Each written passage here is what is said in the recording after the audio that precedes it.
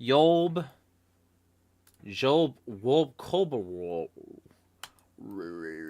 I'm sure everybody wants to hear those sounds specifically. Tree. So if I make those sounds, it'll be an approachable way to have the thing be. So people say other sounds. Other sounds. Tree. Hello. Hello. I have to turn off my fucking speed listener. It records like what your last speed was and maintains that. So sometimes in order to actually see the thing, I have to like turn off the speed up thing. All right. So say more sounds. Sounds. Say So more many sounds. sounds. Sounds. Say So more. many sounds are happening. Cool. All right. So Shrubbery. with all that being done, we can get started. Next, I'm gonna post this on internet. So the thing that we'll be discussing today will be a follow up on the previous discussion about like ideal messaging, and we've got some like JD is recurring, but it's been a bit. John is second time. Guest user is Kareem, but he's in disguise right now because he was under his desk before. Hody is here, and we've got lots of words to say about the words to say. With all that being said, actually, there's some things that I forget, and one of the things that I forgot is that I should make myself this. Here we go. Yeah, now I'm all the way up here, and people can act all fucking. So we've got lots of things to say. JD, you can introduce yourself first, then John, Hody, Kareem. JD at the ego and its pwn on YouTube and on Twitter. That he's like that's all you get. That's it.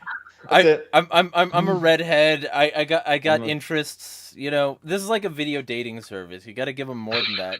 Oh yeah. Hey babe, this is my Twitter profile. You wanna? Anyway, fucking John, go for it. All right. Hi, I'm John Ponte. I'm the chief editor of the Liberty Centuries. You can find us on Twitter or X or whatever the hell you want to call it, at Liberty Centuries.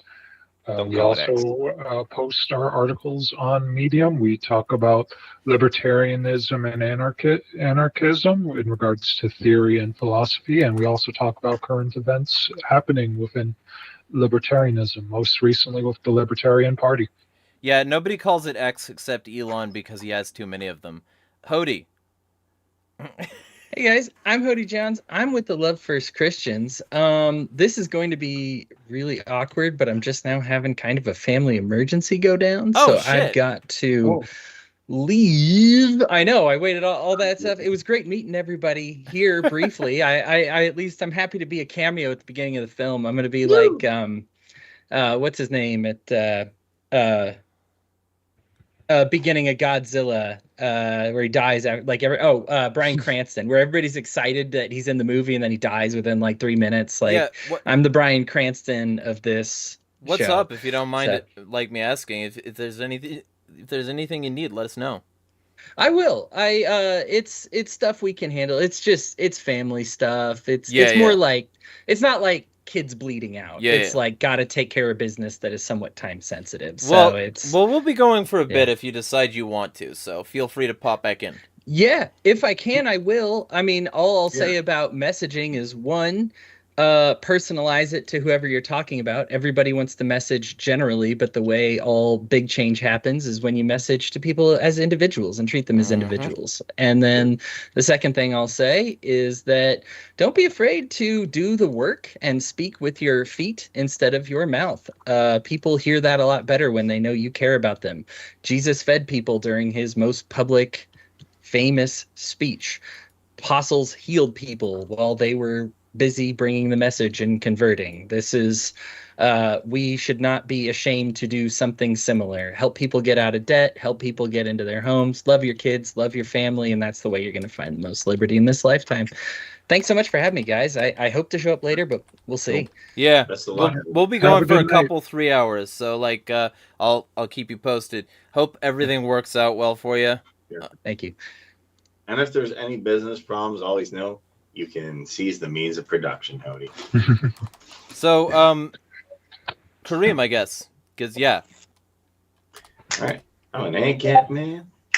An ANCAP stand. Well, part-time. But obviously, Pan-Anarchist. You can find me on Twitter.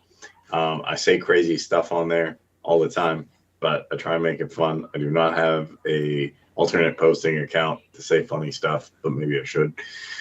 And you can find me Anarch Unity, Attack the System. Also follow their travel channel. Looks pretty good. And the Mad Liberty Project. We just got some new members today. So go in there and be like, hi, how you doing? And I'm also going to be setting up a mutual aid thing on, I think, Indiegogo is what I'm going to choose to do for Zachary Marlowe's project, which is to create a post-capitalist society that utilizes direct democracy and work and councils with the purpose of advancing social ecology. So the first question I have about that, I can devote a couple minutes to this, not long, but like, first off, how, like, what is he trying to do by funding that society on Kickstarter?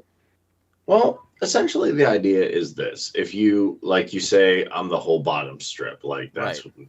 what. So take away the two authoritarian quadrants, and then you have libertarian left and libertarian right, broadly speaking. And I don't really particularly like the political compass, but it's the best model we have, so work with it, right? If we look at now, I asked Joe, Idaho Joe, who's a regular basically on this now, said, well, you know, I'm seeing in Appalachia they're doing mutual aid without money, and you can actually look at the video, do that. And then I asked Idaho Joe, and he's like, yeah, he wasn't like, oh my God, you know, like the Austrians, everybody will die, eat ECP, economic calculation problem, run around, scream, we're, you know, my communism big scary, and then post dumb memes. So based on that, we had a discussion, and he said there's some inherent problems with markets. Like, people always say markets always breed innovation. I would say they do sometimes. But sometimes people undercut each other. Like people like, you know, shawarma. We use the example of like people selling shawarma. One person will have shawarma, one person will not have shawarma, you know, a shawarma thing. So what they'll do is like have one shawarma cart and like maybe I add filler. Or maybe me and you are selling, you could say whatever it is, produce, and then you're like, oh, I'm going to undercut. I'm going to add like filler here or whatever. I see this at flea markets a lot. I do see markets have inherent problems, which some Austrians and some right libertarians don't want to talk about. So I said, okay, well, we're not going to use central banks, obviously, because that's not an option. We're not going to, you know, be authoritarian and do state capitalism because that's not an option. So what is the only option left? Well, we talked about the CNT FAI, where you would work all day and have a voucher. Now based on the use of technology, we have smart contracts now. So what he said would be make a smart contract voucher system. And then that could be like based on, hey, I'll do this, this, this, and this for you. I'll do this, this, and this for you. And you have a mutual aid society set up on that, or other forms of barter and trade. And then the purpose of that is to ultimately create a society where we're not dependent on just survival. We're not dependent on money, profit. So we can start to tackle things that are more important, such as regenerative farming, Right, lawn datist, saving the bees. Because if the bees are gone, here's the funny thing: we can get rid of all the bad guys from, you know, the you know, controlling families, to Klaus Schwab, to on down to getting rid of Kamala and Trump, to your state government, to even the bad guys in your local government. But if the bees die, we're gone. It doesn't matter. We'll be gone in a year. They'll be gone. We'll be gone in another year. If we don't fix stuff in the environment, microplastics, all this stuff, like real environmentalism, not going to Davos and saying I have a private jet and oh my God, my name's Al Gore and I eat too much butter.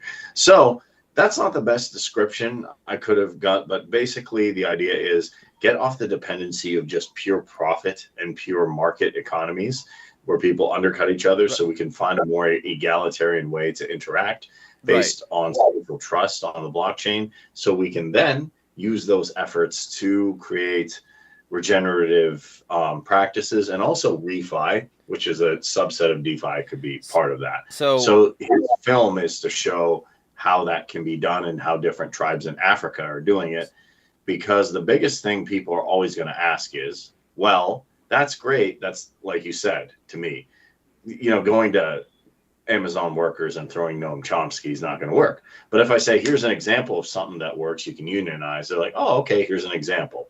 He has examples of African tribes and other tribes and so he's making a movie. Yes. Okay. All right.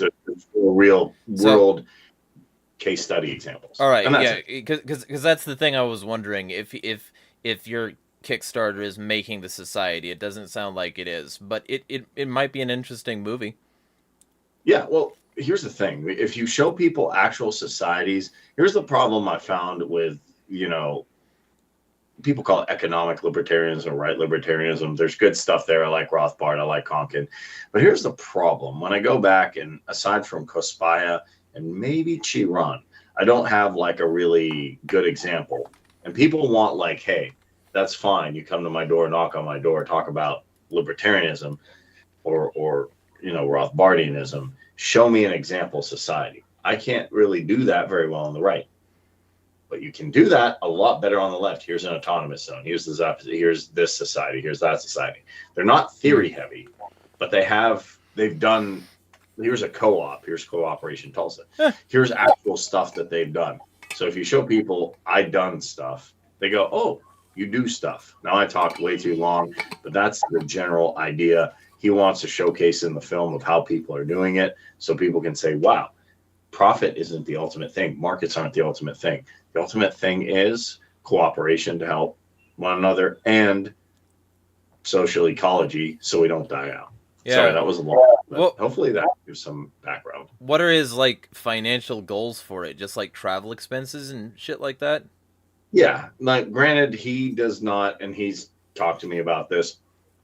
He does not like the Austrian idea of hey, competition. He believes in cooperation. And he also believes that we can, in fact, now his difference would be, the big difference between me and him, I'm fine with some market economies. I'm not going to say you can never create a right-wing libertarian market agrarist or ANCAP or Hoppian economy.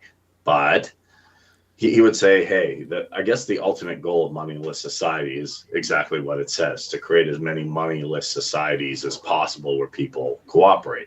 And listen, and asking other people like yourself and Joe, that's possible. Remember, you said in Discord, hey, you watched the YouTube video. So you said he's an anti-money guy, but I think it goes further than just being anti-money. It's that people, when they get driven by profit, as you've seen, will just go insane. And yes, you can scream corporatism, but it's capitalism. Or capitalism. But and even we can say free markets, but there is a problem. I think there is a problem to address. Doesn't mean abolish all money to me, but he wants to create that society. And you can watch you watched the YouTube video, right? Me and him. Okay, yeah. So you have a pretty good idea of. He could explain it better. He's in the MLTP server, and we can get him in your server because you said he was stuck at the gate, basically. Yeah. You got to accept the rules, otherwise you can't be in there. So I guess then we'll get into... So, JD, it's been a bit since you've been on, so you can have the floor for a bit to say, generally, the question is, and I sort of did it similarly last time, what is a key pet peeve of yours when it comes to libertarian messaging?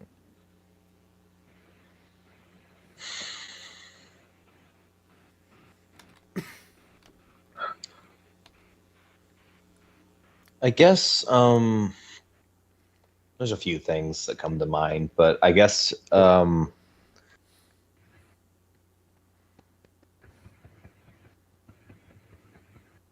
okay, so there's a few things. There's I guess this question of like, who is this for? Like, what are we trying to accomplish here? Like,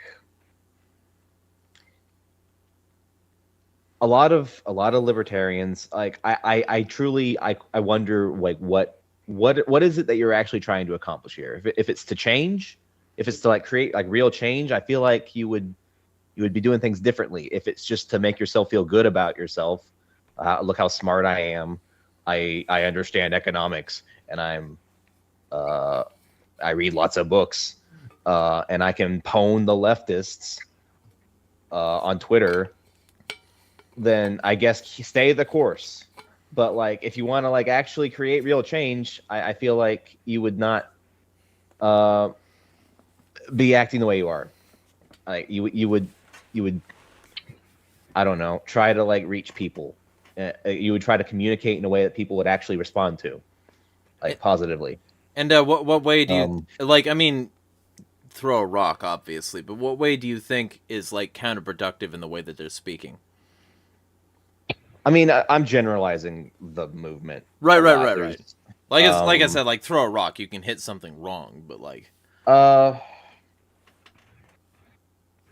mean, so like something like your general libertarian, like your Larkin Roses, your fucking like. I can't. No one else's name is coming to mind. Like, what is this content meant to do? Like, what are you trying to accomplish here? Like, well, hey, I mean, we could be topical and bring up Dapperton. Dapperton, sure. Who is Dapper? What is the or Shane Killian or someone like that? Or like, if we want to get more political, Michael Rechtenwald. So like take a Shane Killian or like a content creator, right? Like that. So from the get-go, voting is bad. We're not voting because that's like part of the system and we're trying to destroy the system. So okay, well, what are we going to do? Are we going to take up arms? No, because you would immediately get killed. And I don't know what YouTube's policies on this are, but I am absolutely against terrorism and we domestic. would never recommend anything like that. Don't do that. No. Bad. But like, okay, so like, what are your options? Like, I feel like a lot of libertarians, especially like the more radical anarchist types, they from the get-go shut down so many options and shut down any hope of trying to reach normal people that are not radical like them. Fun fact, I just got a text message from the NRA, so go ahead. Sorry, I thought that'd be funny. Yeah. So I feel like a lot of these more radical type libertarian types they lose people on these fringe philosophical like ideas. I don't know. I feel like are you trying to talk to people or are you trying to feel smart? Like with Shane Killian, for example, like I went into his server because I like arguing with people that I disagree with. And everyone was immediately hostile to me, and I was kicked out multiple times. Like Dapperton added me back a few times, but it was like, okay, so like I am the target demographic here. I disagree with you. You should be trying to influence me. You should be trying to change my mind, not just attacking me. Yep. And I guess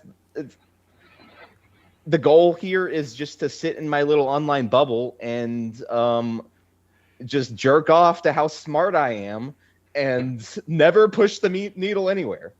Never push the meat needle anywhere. Yes. But like, So I mean, so like, I don't know, if we're talking about people that are actually trying to accomplish something, like Mike Rechtenwald, or honestly, I'm not too familiar with him, so I'll let other people talk about him. But he was the well- one that went on the thing about how Judaism is anti-Western. yeah, I mean, I and saw people- all that stuff, but I don't know. So what? He was a candidate for Yeah, president. so, what well, were his I'll- policies? I'll get candidate What for the was he- Libertarian presidential I'll- candidate. I'll get What were his into Like a policies? nun. I'll get into that, but real quick on the Shane Killian note, I think one of the key things that libertarians have to shut the fuck up about and work on is this general idea that, like, as long as I'm saying something that I can connect logically, it doesn't matter how it comes off, and it doesn't matter what the consequences of that belief are. In the case of Killian, he has this series called Quickies, and that's a reference Yeah. to sex, which It is is. already not great. But then one of his quickies is on pedophilia, and Yeah. he has this quickie where I'm not making this. This sounds like I'm making up like a fucking cartoon character that I'm trying to like mock ANCAPs with, but it's not. It's a real person, Well, and he's over. Look, I mean, you want to go like someone with more clout than that. Like Walter Block wrote a fucking essay about like prostituting your children out. Yep. And like the case for why that would be acceptable. Yeah, and Liquid Zulu is hanging out with Kaufman now, and he said that child porn shouldn't be illegal because it gives the government a monopoly on the files. So yeah, I mean, libertarians definitely have an image problem, a self-inflicted one many times. And so, like, these people should shut the fuck up, and instead they don't. And they we get Shane Killian with his weirdly sweaty, like, I'm wearing a polo shirt, I'm wearing like giant 70s glasses, I don't have a blacked out windowless van in my yard, I promise. You know, fucking, it's just bad. And then he says that most of them don't do anything wrong, most of them aren't a problem, most of them are normal people. And no, they aren't. That's why they're pedophiles. And then second off, he has this next video in the series of quickies about how child pornography laws are too insane. And maybe, but like, you don't fucking first off follow that up and just have this cluster of, yeah, let me just defend pedophilia and then defend child porn in some cases. Yeah. And like a huge amount of his argument is like, actually it's hebephilia, and then, you know, actually it's drawing, so it's not that bad. And it's like, you can be the stereotype if you want, man. Nobody is stopping you. Thaddeus Russell over here talking to Stephen Kirshner about adult child sex and giddily laughing about it on his fucking show.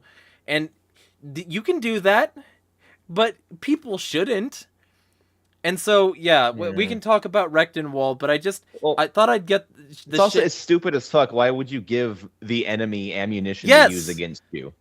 And so Shane Killian, he's like, well, I made the logical case, allegedly. And there's so many things wrong with his logical case, Okay. but like, it's like, I mean, even if even if it was the most logical argument ever, like, we're not when we're talking about rhetoric, we're not operating in the field of logic. We're operating in a very emotionally driven field, and you need to play the game in a way that actually wins. Like, and here's the other half. Like, if you wanted to make the case for like pedophilia, don't.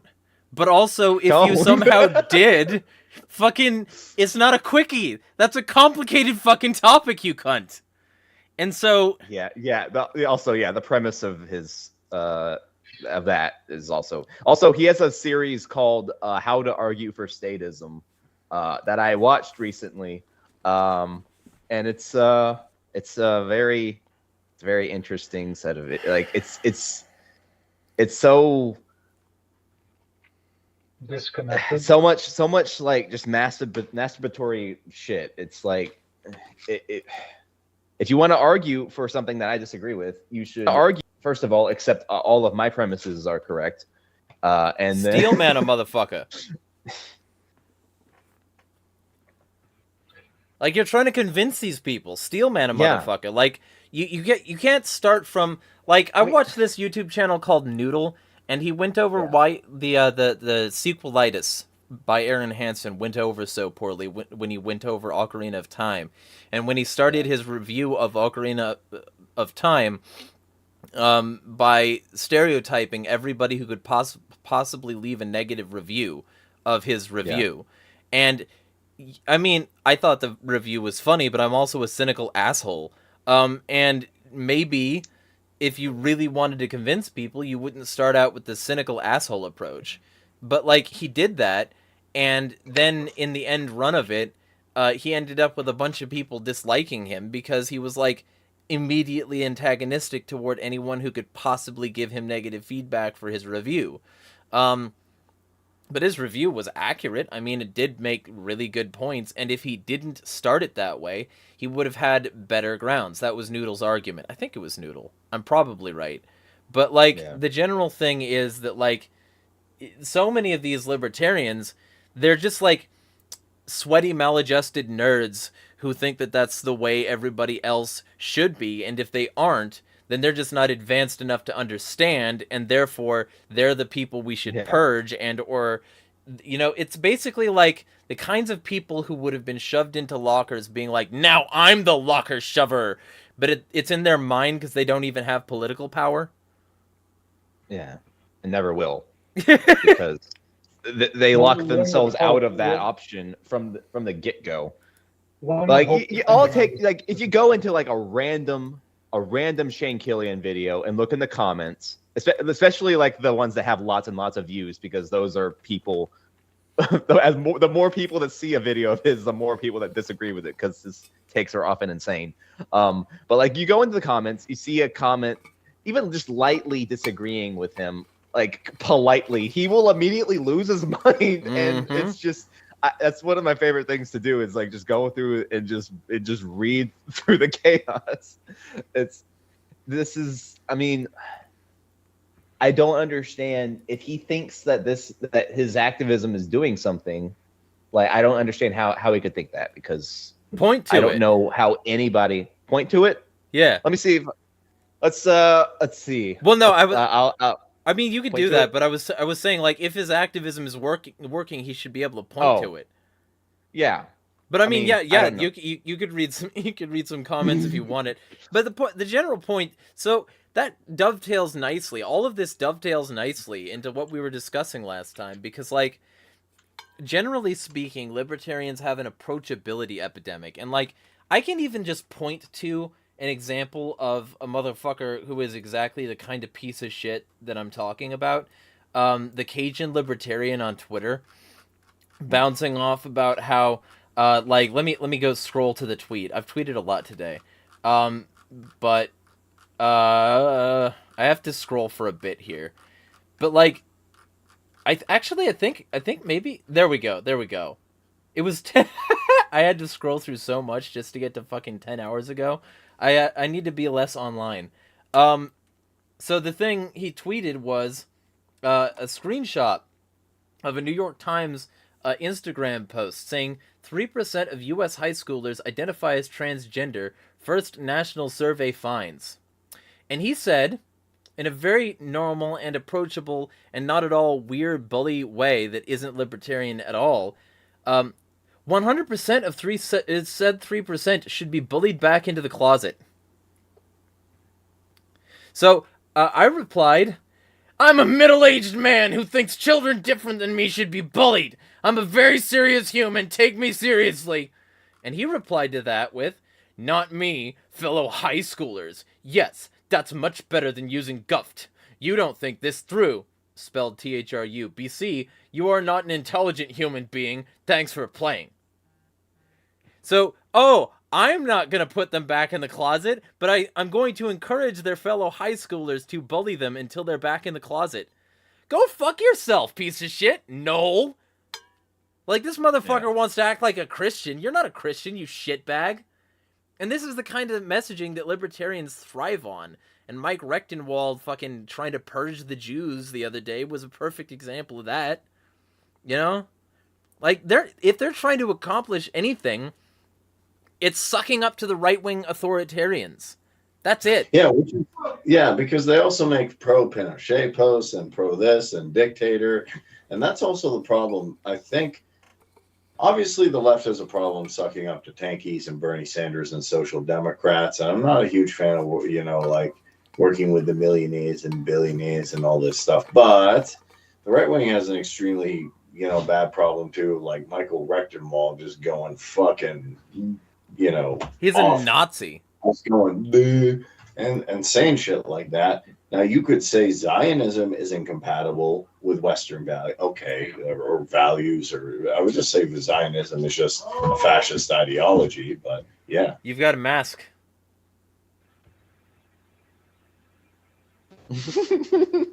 Hello.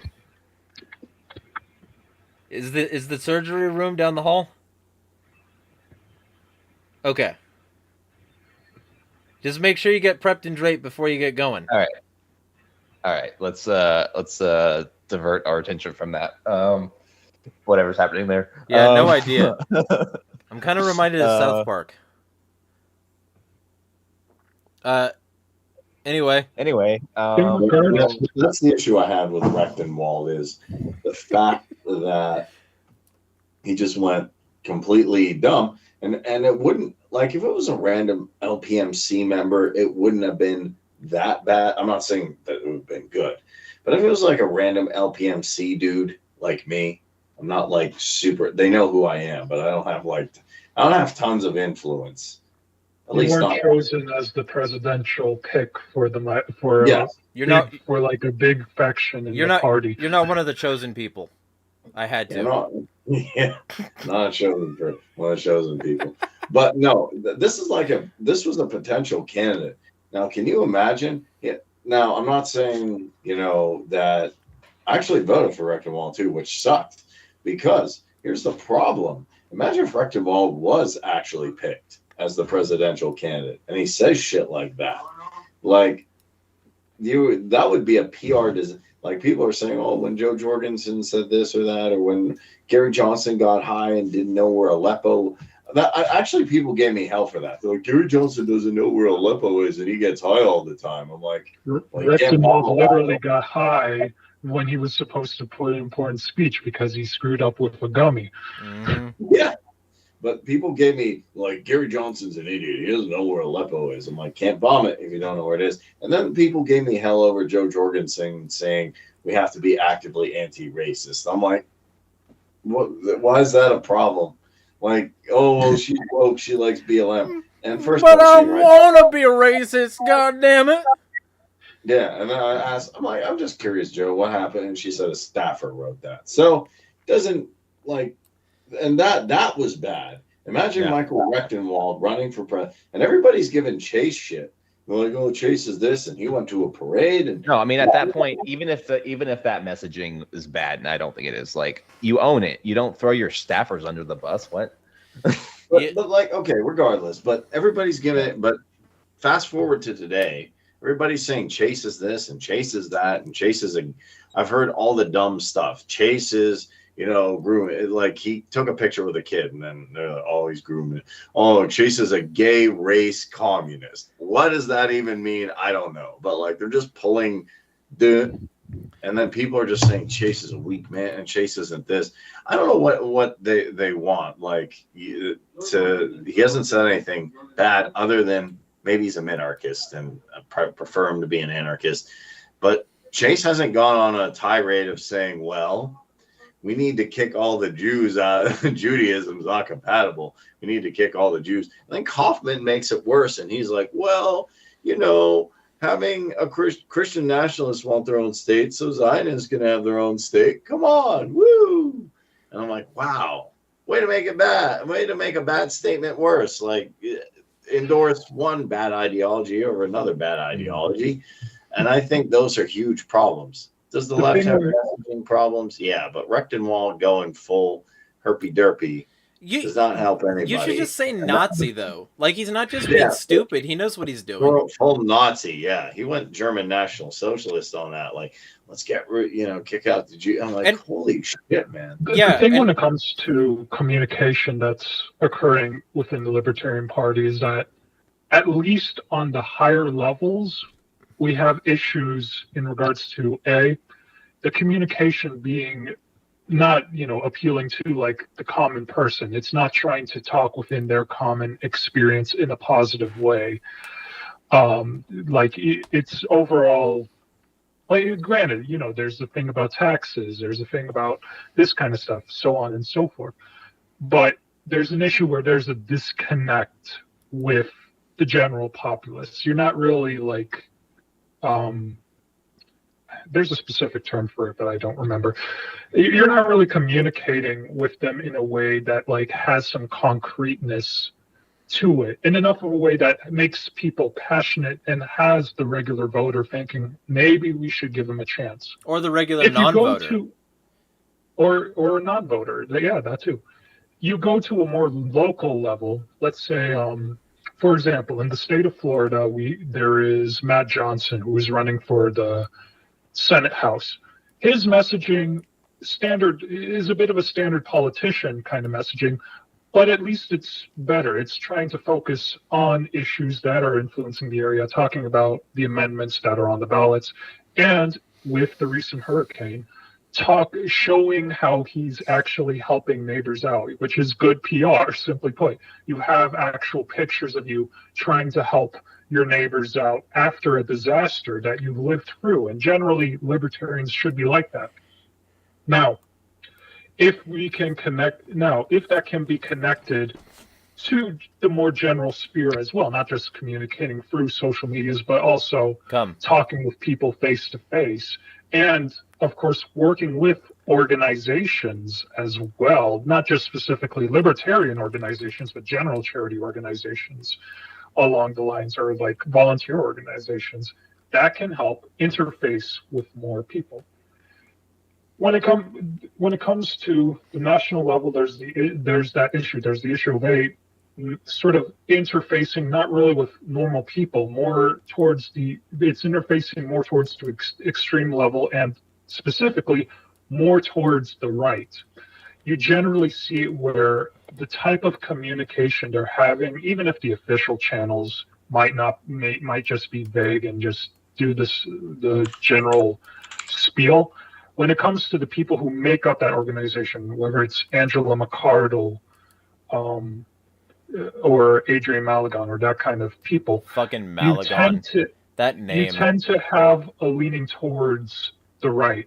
Like, I can just talk about McCarr alone in regards to her dealing with Rescue the Republic, which generally was mainly pro-Trump, where its materials were aiming towards Trump voters, where it has, of course, people like on stage talking about supporting Trump, such as Robert Kennedy Jr. You generally have a good amount of people being pleaded to on the right. And when it comes to, of course, their ideology, it's a worry in that the communication that's being sought out isn't communication in order to grow liberty, as it is to further go towards make libertarianism, or the Libertarian Party, go towards a specific lean. MLRA, make libertarianism Republican again. Yeah, a lot of people want to do that. And now that I see the Mises Caucus doing that, I'm going to be trying to push back in the chat. Like, okay, fine. I'll say this. I like freedom of speech. Share your Trump stuff. I'm going to bombard that chat with some fun libertarian socialism. And here's the thing that gets me. I bet what Rectenwald said would freak people out. But if I go and say, hey, to me, the best form of libertarianism is a stateless, classless, moneyless society, people would lose their shit. Oh my God, that's a scary C word. Aren't you a Soviet? Help. Get the helicopter. Kareem's lost it. we need money as a medium of exchange. It can't be classless. That's not capitalism. I want to have somebody, oppress somebody, because that's what makes it really fun. So yeah, that's the thing. And I can test this. I can definitely test this, post this, and see what they say. Because they haven't kicked, and here's the thing, they haven't kicked Michael Rechtenwald out of anything. They're just, okay, well, I guess he says that, What a no big zany deal. guy. Yeah, what a crazy guy. And it's like, like, down. He's so wacky.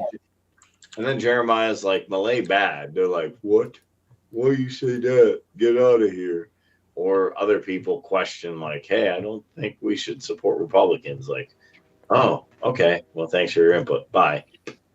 And I guess that's, yeah. And I think that's, granted, we're going a bit away from messaging towards the more, what we could call like the ideological center. What exactly is the actions show? What are the actions that the Mises Caucus, at least the people in the higher up of it? Because, like you or like Rose, there are people who are more just average people who join the Mises Caucus thinking, hey, there are problems in the party.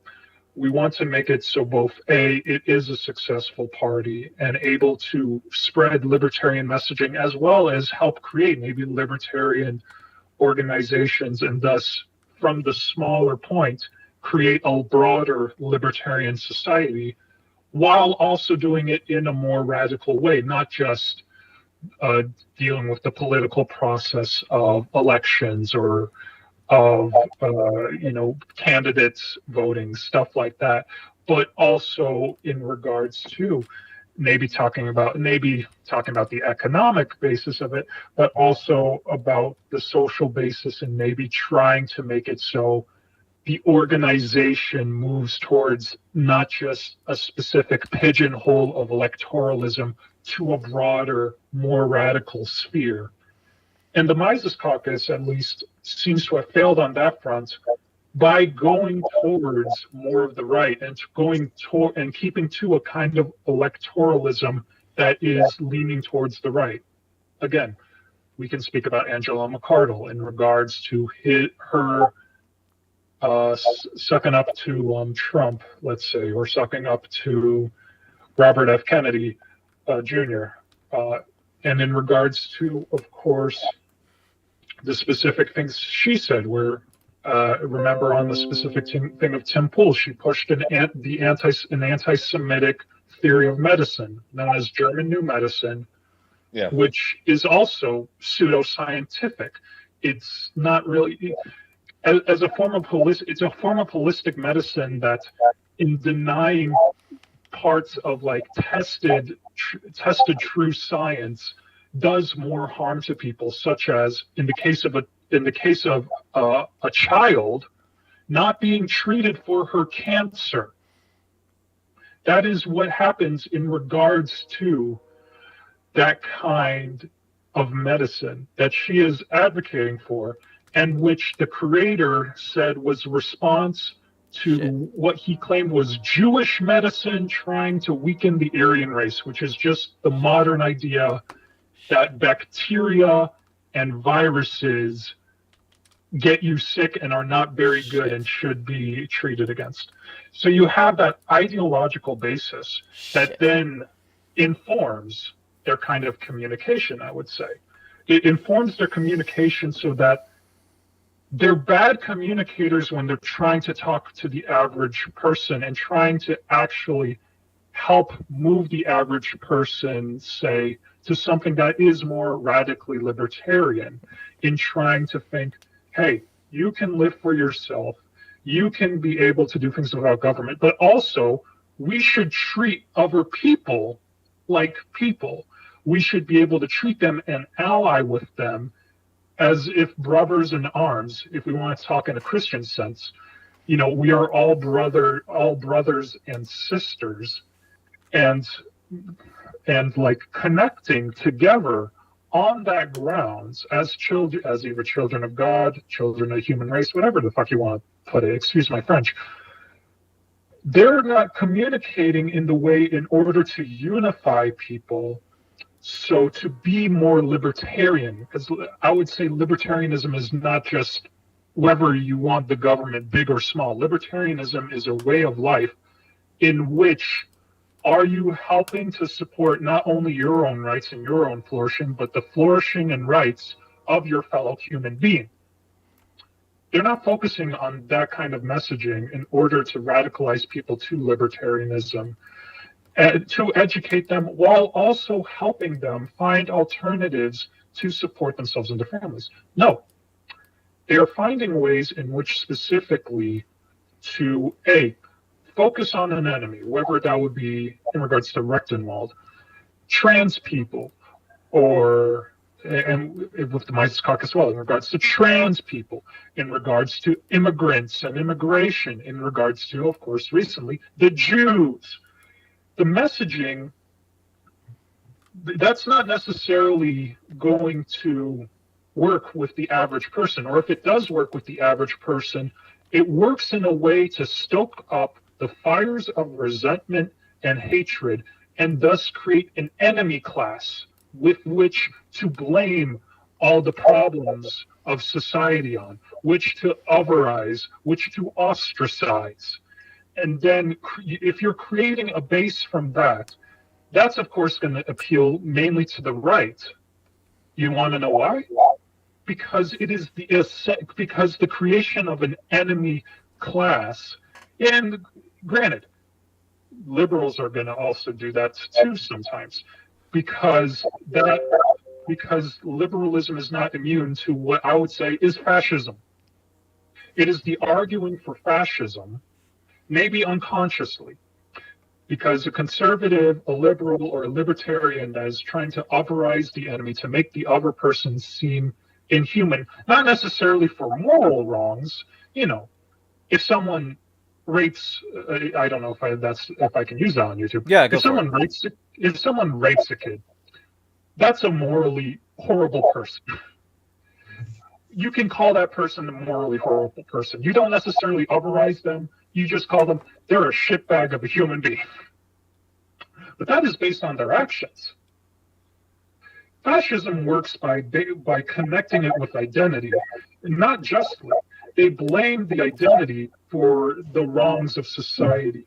They blame a specific group for the wrongs of society. They call them degenerate. They call them corrupt. They call them the edge of evil, as Rechtenwald said. The specific messaging is fascistic. Even if it's not consciously fascistic, it is a signifier of fascism. So in regards to messaging, if we want to connect with people, you have to, of course, speak through their experience. That's 101, Saul Alinsky 101. You speak through their experience. You find them ways in which they can have power for themselves. They can create power and thus be able to have control of their lives and go for their greater flourishing, for their greater freedom. But you do that, and Saul Alinsky is clear about that too. You do that only so far as it does not impede on the right of others. That's I think there was an important quote. I can't remember exactly the page or how exactly it went, but the gist of it was that one should aim for democracy, which for Saul Alinsky was self-rule, was the government of the people, was government by the people, for the people, of the people. You support democracy only insofar as it supports the rights of individuals. Democracy that is used in order to violate the rights, violate the freedoms, violate the flourishing of innocent people is a bastardization of democracy, is a bastardization of what it means to be for the people to have power. And I would say it's a bastardization of what it means to be libertarian, because a libertarian should be focusing on not what some other people, some minority group that doesn't really have the power in society, that is made up of more of the lower echelons of society. instead of blaming those people, one should actually focus to who actually has the power, which is going to be the government officials, which is going to be the CEOs of companies, whether it's part of the military industrial complex or other forms of complexes. It's going to be the ones who are trying to increase their own power at the expense of the general people and at the expense of their rights. And so, when it comes to libertarianism, it should be focusing on criticizing those in power and criticizing the general systems that put those people in power. You can't just change the fucking masters and expect it to be free. The point is not just to change the masters to maybe a bit more polite. It is to abolish the relationship of serfdom and servitude that is formed by our governments, that is formed by our economies, that is formed by the social taboos and cultures that blame someone for something that is not inherently morally wrong, that does not inherently harm another person. And so when it comes to libertarian messaging, we definitely need to be better with messaging. And I think that comes down to, again, interfacing with people more. Like politicians, at least with Matt Johnson, local politicians, they do it better by showing at least a bit more humanity and a bit more tact.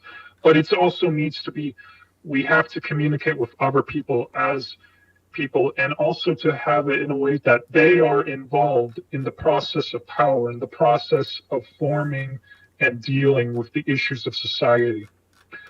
And so libertarian messaging should be based on that. And it should be based in a way that when we interface, when we communicate, when we make sure the other people understand, if we are to lead them towards a specific line of thinking or to help guide them in some sense to leading to think towards our thinking, we should make sure that our type of thinking isn't fucking fascistic and isn't going to lead to the harming of minorities, to the harming of masses of people based on identity alone, to the recreation of systems of domination, systems of hierarchy that just recreates the injustices of society that we already have. We want to be libertarian. We want to do messaging. We have to actually talk with people. We have to find a way to organize with them in order that they can actually feel like they have control, give them the power so that they can act, but also make sure that when we talk with them, we remind them in a ways while still speaking to their experience, while maybe even still pleading to their self-interest, that all people should be open to the same rights, that all people should be open to the same opportunity to flourish, and that we should create our societies and change our societies in such a way so as to allow that, to allow greater flourishing, allow greater freedom, not through separation and otherization, but through communion, through relationships, the building of relationships, the building of peace, the building of love, the building of brotherhood or sisterhood or all that kind of crap. Okay. And JD, I'm assuming you got something to say, but real quick, Kareem, your camera's off, and also I kept hearing like Discord notifications, so like if you did want to say something, I did mute you a couple times, but feel free to throw some words in. Throw words. Words. Did I throw some words in? John, that was actually, I don't know what else I could add to John's analysis. That was really, really good. I'll just reiterate by pushing the points. We need to work on our messaging, because if we don't, we're going to get lobbed in with the rest of the fascists, with the rest of the authoritarians, and we'll be no better than them. Even if we have better ideas, people aren't going to see that. People are going to say, what the heck's going on? I thought you guys were for freedom. So, to me, I think I think we can make a difference, but we'll have to see. We'll have to see. I'm not real happy with any of the leadership of the LPP, except the LPMC, except Karen Ann Harlos. That being said, I think we can turn it around. I hope we can. Karen's doing some good work, and it's a real good plot twist that we're now on basically the same page. So, and I'm looking forward to that actually working for some period of time. JD, you got some words? So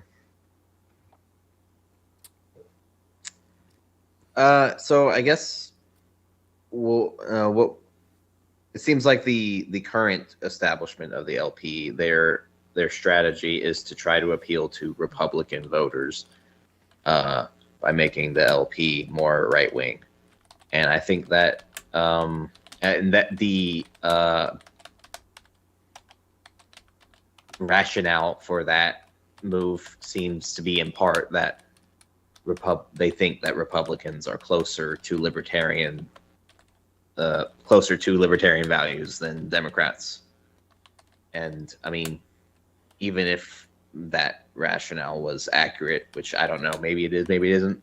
I feel like it's a bad strategy because if I'm a Republican and I want like Republican policies, I would just vote for the party that already has power, that already wins elections. Why would I vote for a third party that has never held any national office, has won certain local elections maybe, but has not nearly the reach that the Republican Party has? Why would I vote for the Libertarian Party? So like I wonder if these people are stupid, or if they are intentionally trying to destroy the Libertarian Party. But either way, they're it's not going to have success. I mean, maybe the strategy is to move libertarians over to the Republican Party. That might be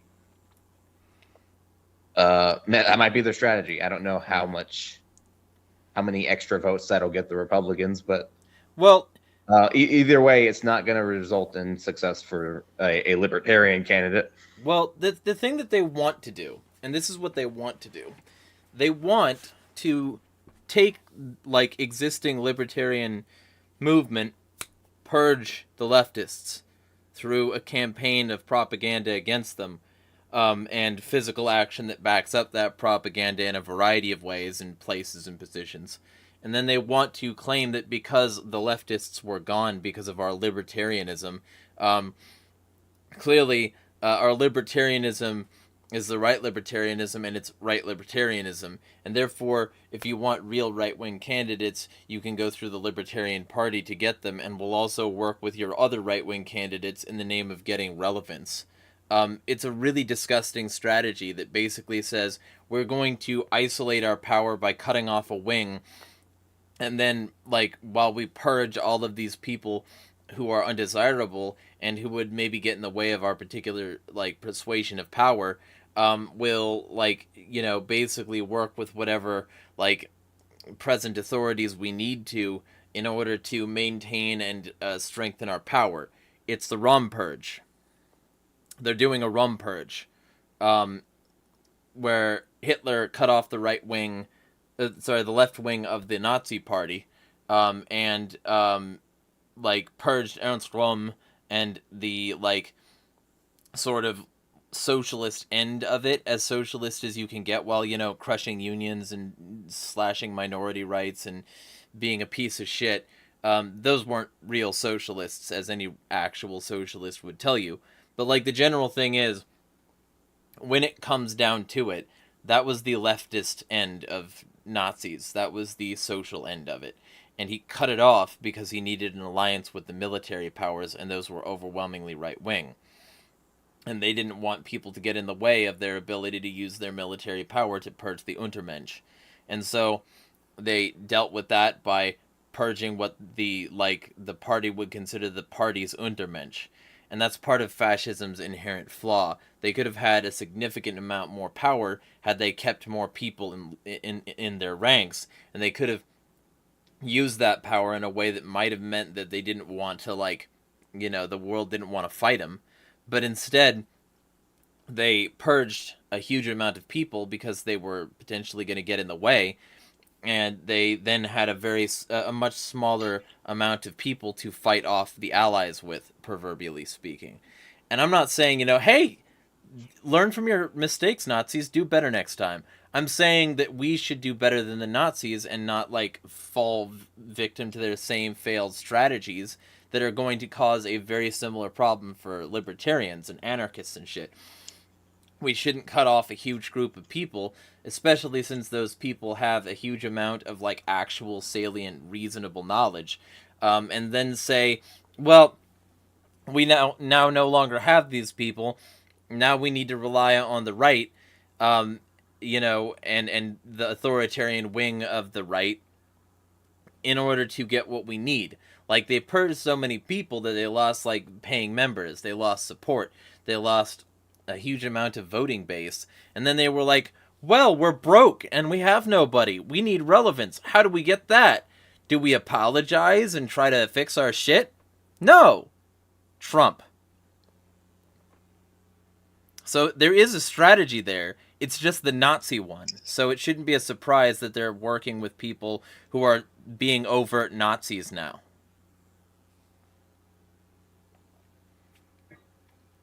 You're like, I hate that. But, I mean... So it's I'm just saying, they do have a strategy. They're not just when to answer who is it for, straight cis white men. And the women who are okay with that. I just don't think that's a winning strategy. Oh, and I think... Go.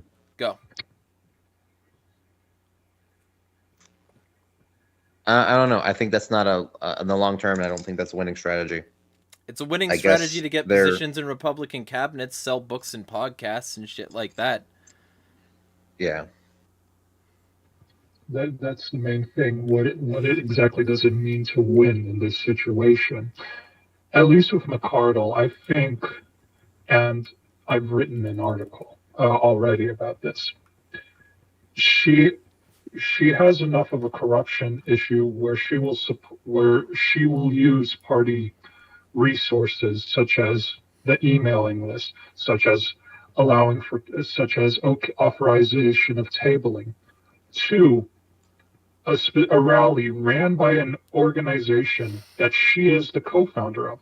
She did not disclose that she was the co-founder of that before allowing any of this. And so it's a thing of she's doing that for her own gains, for the gains of an organization that she helped co-found, for her own wants, rather than for the wants of the party necessarily. The wants of the party become second, because she's willing to act in a corrupt manner in order to get what will benefit her. And in a way, that could in part also be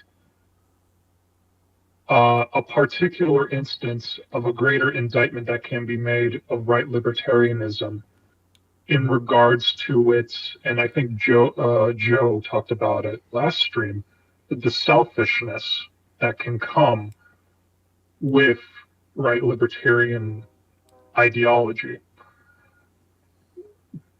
Specifically in a way that it is individualistic to the points of being antisocial, almost Randian. And in being antisocial, there is an issue where it loses the greater picture of why exactly one is trying to fight for liberty, why exactly one is trying to message for liberty to a greater amount of people. It's not a thing about just having people mind their own business. You have to care about other people to want to see them free in the first place. If you don't care, if you care only about yourself, why the hell are you going to be invested in a project or an organization that is primarily supposed to be focused on freeing everybody, on increasing everyone's freedom? You know, what was that one slogan? All your freedom, all the time.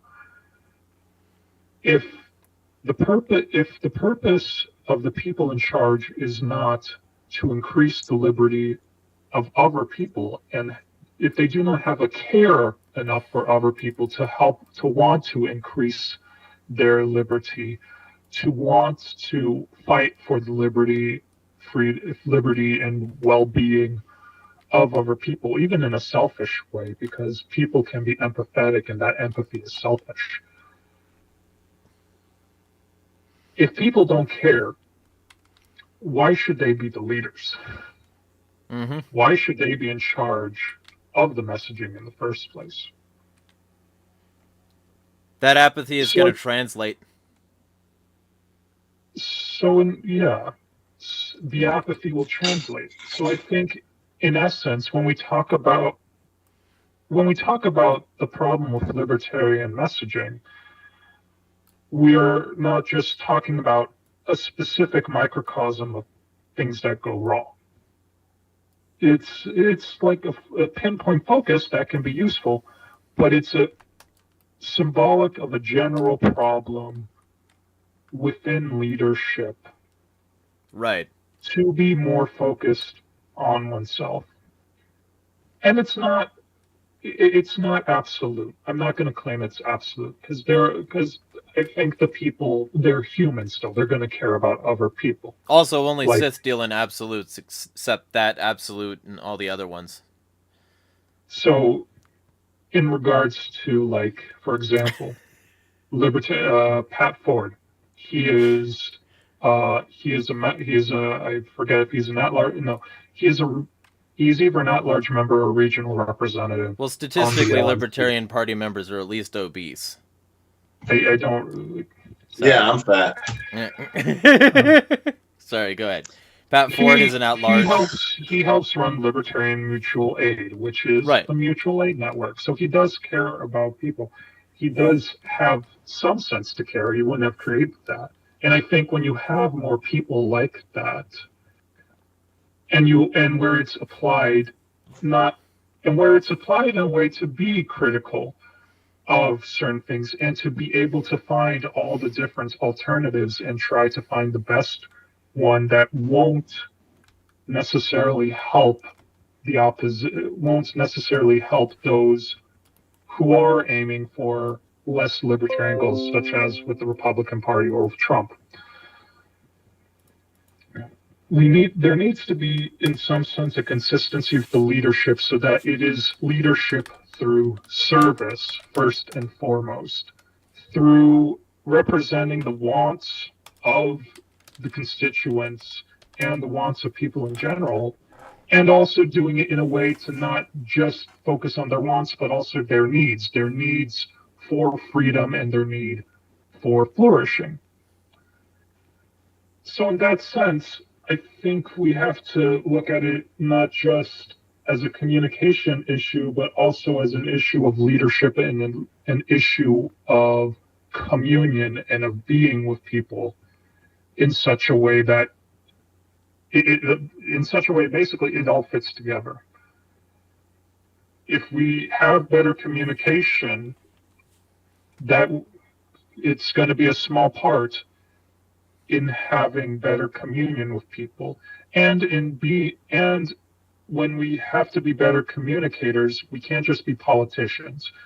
We can't just be all PR, because that doesn't solve the issue. A politician who's just doing PR is still a politician. Republican private They're not- position is how it's referred to. Ask Hillary Clinton. I'll bring it up when I talk to her Yeah. tomorrow. Actually, Hillary made a good point because Emperor Palpatine was a senator and an emperor, but the Jedi violated the NAP, so he was justified in ordering execute Order 66. So that I was think there was like a good video essay on like the politics of like the Star Wars prequels. Actually, I think the Sith are more based.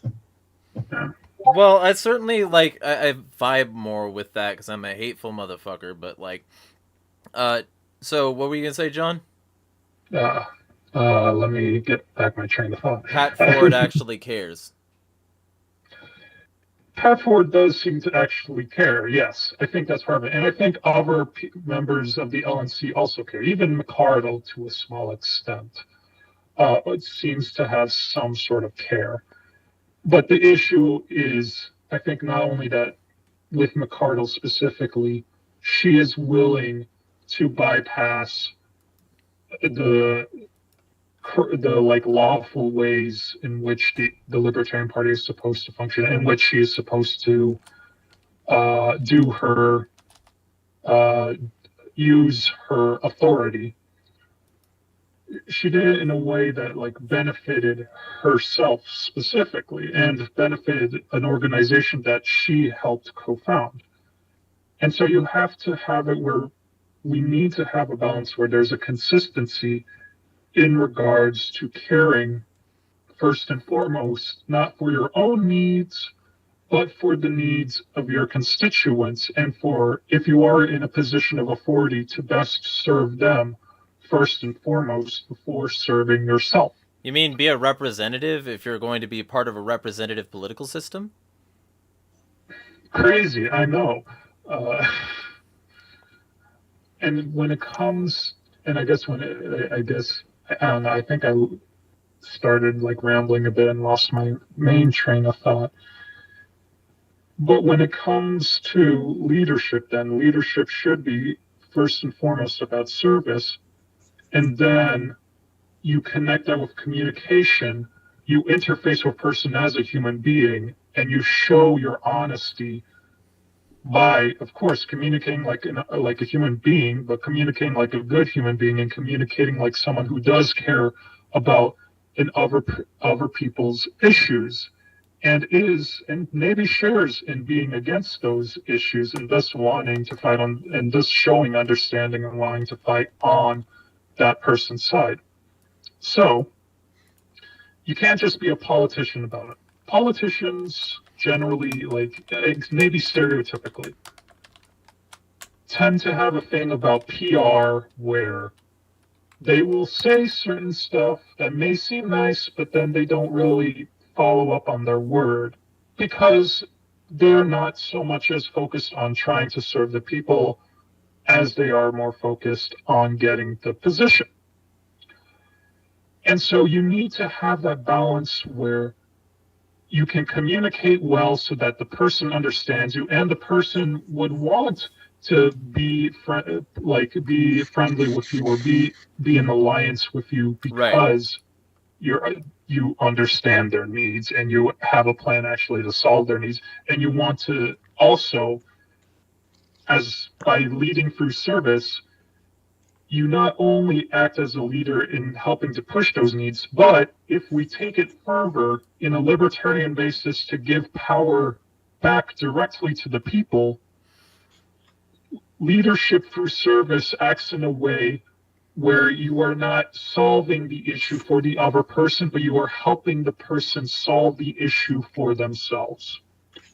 This is where we get into anarchist ideas about direct action, about cooperatives, about mutual aid societies, and the like.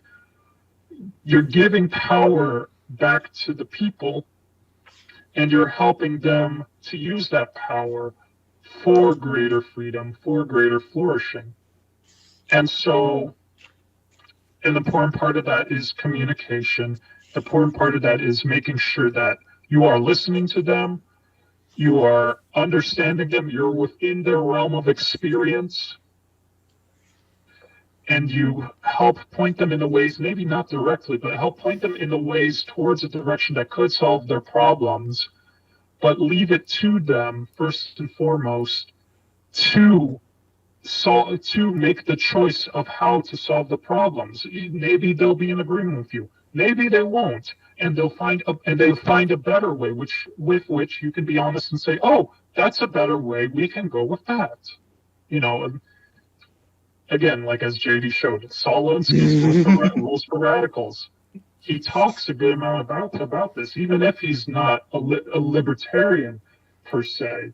Like he was like a leftist. He was influenced by Marx. He was part of the old guard of labor, of like community organizers. He was also a pragmatist in a sense. He was anti-ideological in that his main ideology, which I think he put it best, was the most specific that you should have for your ideology is for the general welfare.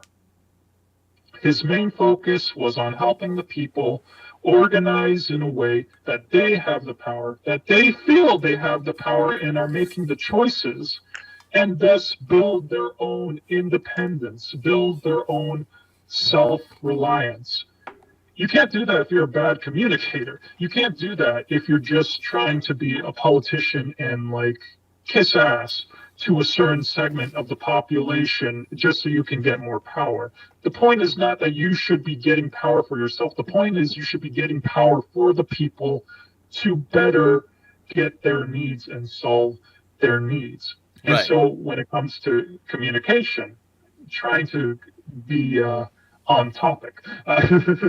When it comes to communication, the focus should, of course, be on libertarian principles, but in such a way that ordinary people, the average person, can look at it and say, yeah, that's an issue I have a problem with. And then further on, when, let's say, that person decides to meet up with other libertarians, to be as a group, it's not just the thing where, okay, we have these people, they're the executive board, they make the decisions, we are just here to elect some representatives. Because in essence, that's almost what's happening, wherein, yeah, you can hold some events, which is nice. You hold some events, you hold some things for for your local affiliate party, which is, yeah, sure, it's nice. But are the people actually making decisions and having a part in the decision making and having a part of the action to actually change things? You need to have it so you bring them in with original outside messaging that, first off, if we're talking about libertarianism, is sticking to libertarian principles, Right. which means not otherizing minorities, not calling them degenerates or parasites just because they come from a different country, just because they have a different sexual orientation or a different gender orientation. It has to be focused on trying to unify people towards freedom, towards liberty, and towards flourishing, while also speaking within the experience of normal people. You know, talking about how taxes are high, how the prices of inflation, how there's issues with, even like issues with maybe traffic, or issues with like people not be like, just general issues, while also, of course, speaking about issues that maybe aren't going to fully align with the average person, but will be sticking to libertarian principles of freedom and flourishing, which keeps to the radicalness of it. It's not pragmatic by just going with what's most popular. It's in a way a truer populism by A, trying to be in the experience of people and represent them, while B, keeping to your principles and trying to make it so you can have people come towards more libertarian ideas. Well, all right, I'm getting a little ranty, so I'm going to quickly wrap it up. So outside communication, when you're trying to beginning for people to come in, you have to talk within the experience of ordinary people while still being willing to stick to your guns. Once they start coming in, once they start coming to the local affiliate or the state affiliate, and they're trying to be part of the community, the community then has to work to A, have them involved in such a way that they feel they're able to do something, which means maybe it's a little less electoralism, or it's having it so you have more electoralism opportunities, or you have more opportunities for ballot access, you have more opportunities for the political basis, but also more opportunities for anti-political basis. Volunteering with a mutual aid society, helping to do like a protest, or just doing normal volunteer work. Sometimes working with volunteer organizations is good in itself. We should have it so libertarians work more with volunteering to maybe clean up garbage, pick up litter, uh, help help with organizing or like feeding stuff, and then you can help interface with the people during those volunteerings, help broaden the base. So you have to, when they're inside, give them actions so that they can feel like they're doing something, but also give them enough of a voice so that they feel they're heard. Have it so maybe instead of just the general thing of, let's say you have just the executive committee or whatever, these L&C committee meetings, and then you have a small thing for public comments. Like, yeah, that's okay. How about allowing it for a general assembly? Having it so the people in general can talk. Having it so each person's voice counts as actually mattering instead of just being part of the public comments that could be listened to by an executive board, could be not. In essence, make the organizations more democratic in a way so that when you're trying to interface and message with them, they're of course more open to learning more about libertarianism and becoming more consistently libertarian, not just in thought but in action, by giving them part of the responsibility, whether it be through organizing activities such as volunteering, or being part of the governance of the party affiliate or stuff like that. So I'm going to wrap it up now and let everyone talk. I'm sorry for like hogging the mic so long.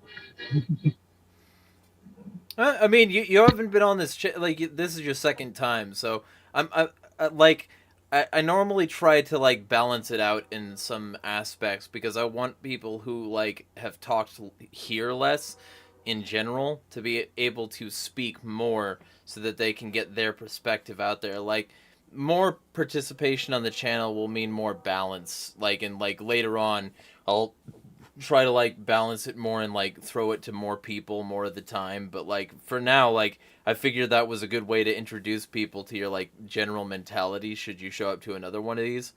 So JD, you got anything to add? I think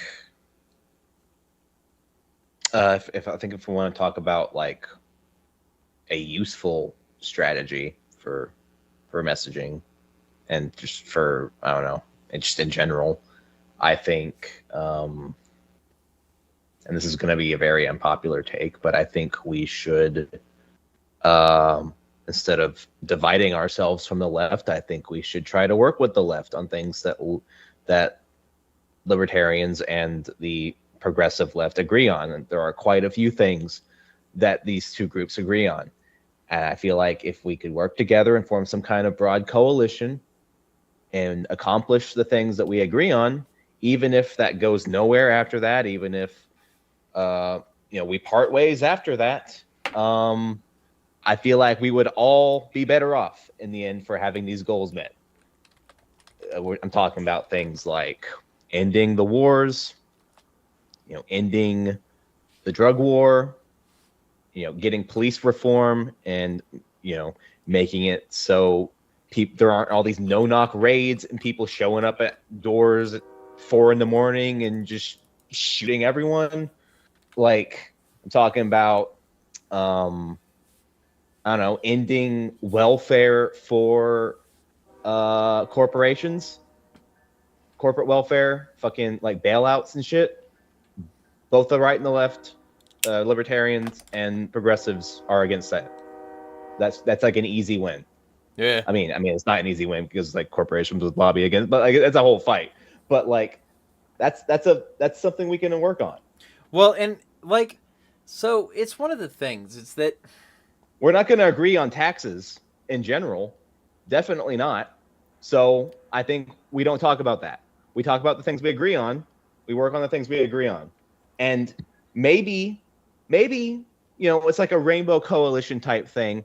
Maybe we find out that we agree with each other more than we disagree, and it turns into something truly radical. Yeah, like, so many people who talk about the rainbow, like, because we can briefly touch on that.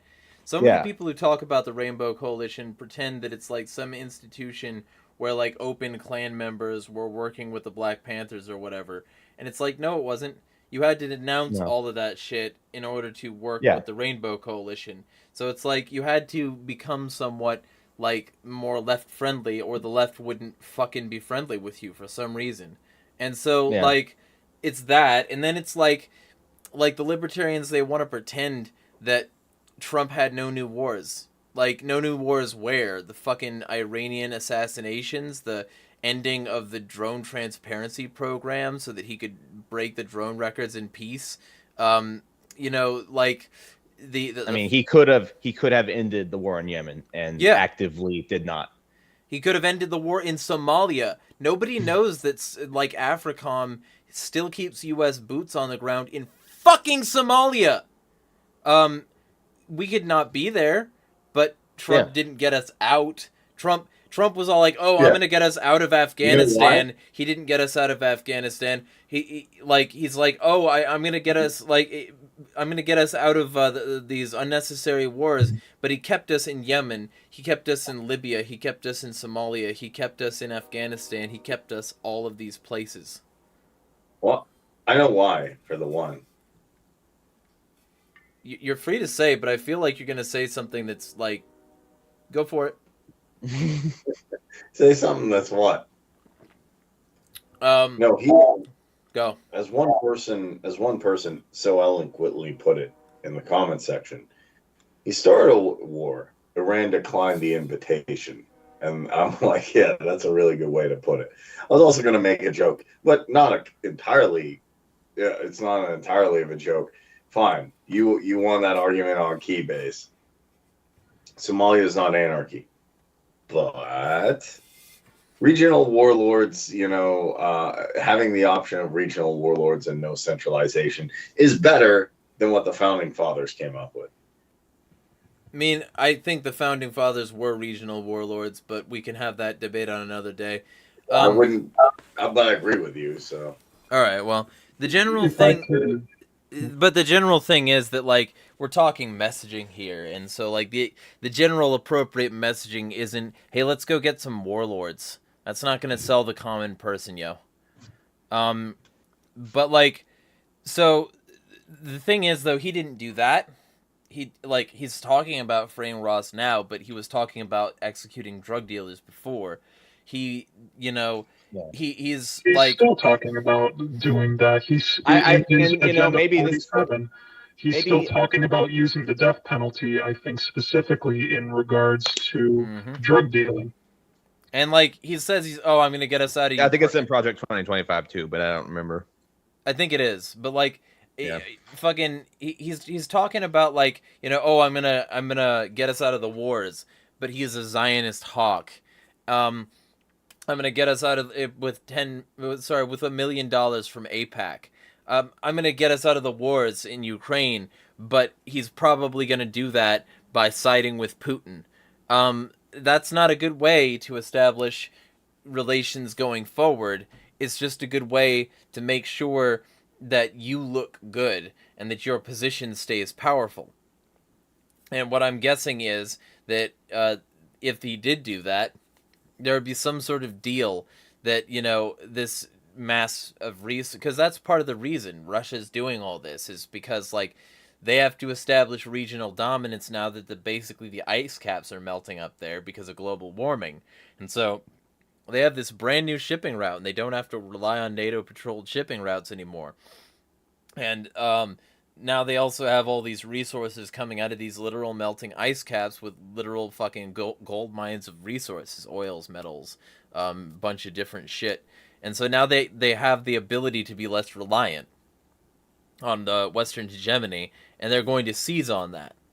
And America knows that, and so America's trying to ram a giant dick down their throat, and they know it. And I'm not saying that Russia is innocent, and I'm not on Russia's side, and I'm still saying fuck Putin and his fascist government.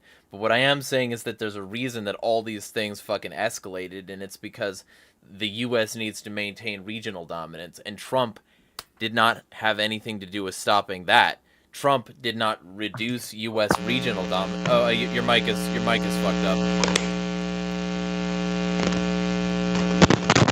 Trump did not reduce regional dominance. Trump did not reduce U.S. power. Trump did not reduce U.S. wars even.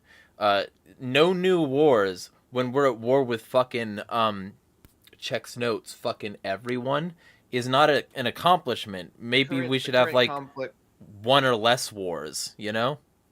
The current conflict in Palestine is directly because of his escalation of the situation. They're cutting the Palestinian leadership out of the Abraham Accords, just declaring that Jerusalem is the capital of Israel, like, even though there's a bunch of people that live there already who are not Israeli. Oh shucks. Like it's just, and like doing October 7th is a direct response, and not saying that terrorism is good. We hate Hamas. It happened because he fucking escalated it. Like if Donald Trump had not been president, I mean maybe things would have been bad with Hillary. They would have. Tulsi wasn't wrong when she called it the queen of warmongers and the embodiment of wrong. Yeah. I mean, and I supported Trump back then, because of that, because Hillary was such a fucking cunt. Yeah. Ghoul on the wars, Yeah. And Trump positioned himself as the peace candidate. I was also a stupid 16-year-old. Who couldn't even vote anyway, but like perspective, yeah, but I feel like that's the perspective of a lot of Americans had, was that Trump was the peace better guy. Choice. Yeah, Hillary is going to get us into World War III over Syria, and Trump positioned himself as the peace candidate. Libertarians could position themselves as the peace candidates too, and actually not be lying. That is, if they were the peace candidates and not lying, and we've seen how that went out. Being pro-Russia is not the peace position. Nope. you can't support Scott Ritter saying that they need to be put down like a rabid dog. Ukraine needs to be fucking defeated. You can't be a twice convicted child predator either, but that's another libertarian stereotype. So like, there's general problems. And so like, that's the thing. It's like, libertarians could be the most consistent, the most principled, and but then they say dumb shit like Trump had no new wars, or Trump endorsed us, is what Angela McFucking cocksucking Ardle said. So like, that's the whole thing. Like, libertarians have sold out. Like, they claimed that they were sold out to Democrats before and communism or whatever. But then the response to that was to hard swing and be like, no, in fact, we're sold out to Republicans this time. It's not actually an alternative, especially if you're going to use words like duopoly and claim that they're a duopoly and that they're two wings on the same bird. You can't do that and then say that the Republicans are fucking fine. So, little things like that. And so, we got some comments I'm going to address, and then we're going to wrap it up pseudo soon. Yeah, our singular viewer who does not appear to be watching anymore. Yeah, no, we got some. See, so concurrent viewers are mapped probably, if I understand correctly, by like mouse movements or like attention to the screen. So if they have it in the background, I don't think it qualifies. But like, anybody who wants to send a comment can.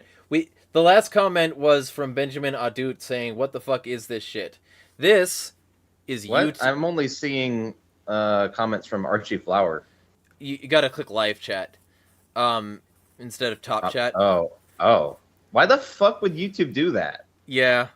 Benjamin Adut says, "What the fuck is this shit? This is YouTube. Welcome to this platform. It's a no, we're just talking. We're talking. We're having a jam sesh. Archie has the most comments here. We'll address most of them, but some of them are things that I think are best saved for a discussion stream about that specifically. Archie says political violence is in fact bad. Actually, war is in fact bad. Actually, yes, it is. We would never ever condone any of that. Archie says, so if that would be a PR disaster, why say it in the MC? I'm not sure what you meant by that. We moved on before I addressed this. That was hours ago, yeah. Hey! It was probably like closer to 1 hour ago, but Archie also says, so if you want to clarify that, you can, but Archie also says because being anti-racist means they can't execute the paleo strategy. That's true. Chris Bennett says, and he's somebody who's been on once. He's free to come on again. Libertarianism and racism are not compatible. True. But like that, the factuality, the bluntness of that comment just brings me back to Kanye being like, George Bush does not care about black people. I love that. I love that so much. That whole speech. What? A relative of Caitlyn Bennett. Yeah, right. Jesse Bennett. No, Chris Bennett. But like the thing is, I love that speech from Kanye. What he said was reasonable. Basically, like, the way the system is set up to disadvantage certain groups of people primarily, and we got to throw money at the problem because of that. So if you want to throw money at the problem, then you can do that because the system doesn't actually give a fuck, and they're using this, the system itself is set up to advantage those who actually already have the money. And like, because of that, I'm here as a celebrity supporting this effort to fundraise for this shit because the politicians aren't doing that. That's the whiteified version of what he said. And like, then after the other announcer seemed to not understand or be mentally ill enough to understand a bipolar man, like, he basically just said, you know what, fuck it, George Bush does not care about black people. And then the guy looks over at him like, and then it cuts to the other guy who's like, he does. It's so fucking good. It's so fucking good, yo. Back when Kanye wasn't like a weird Nazi. But yeah, Chris also says, everyone who you do not like is a communist, apparently. Yeah, like, that's the vibes. That's the messaging, certainly. Libertarian Party is a joke. It was much better when I joined in 92. I was born in 92, so that's a good thing. But yeah, I'm sure it was, because it was closer to 72 when it was made, I think. Maybe 74? I don't care. Archie says, I think it was 71, the year Nixon took. Yeah. Archie continues to say, Angela doesn't lean right, she is hard right, even alt-right with her new German medicine bullshit. Yeah, I could agree to that. I added the German accent because I can. Archie says, yeah, we do in fact need money, 8 billion. I think this was a response to John. 8 or maybe Kareem? I don't know. No, it was Kareem said something about getting rid of money. Okay, all right. Need a barter and. And yeah, we do in fact need money. 8 billion people can't live on barter. Which billions do you want to kill? That's we'll have a money versus no money discussion at some point. Maybe invite that Marlowe guy on. Okay, but that's not what I said. First of all, the government's good at doing that, so I don't know. Ask them. Ask your Malthusian overlords that you have elected, and I'm sure they will let you know. And you were probably one of them. But I did not say abolish all money. I don't know what they're saying. I said if we get rid of authoritarian economic systems, what you would probably consider, I would consider it this.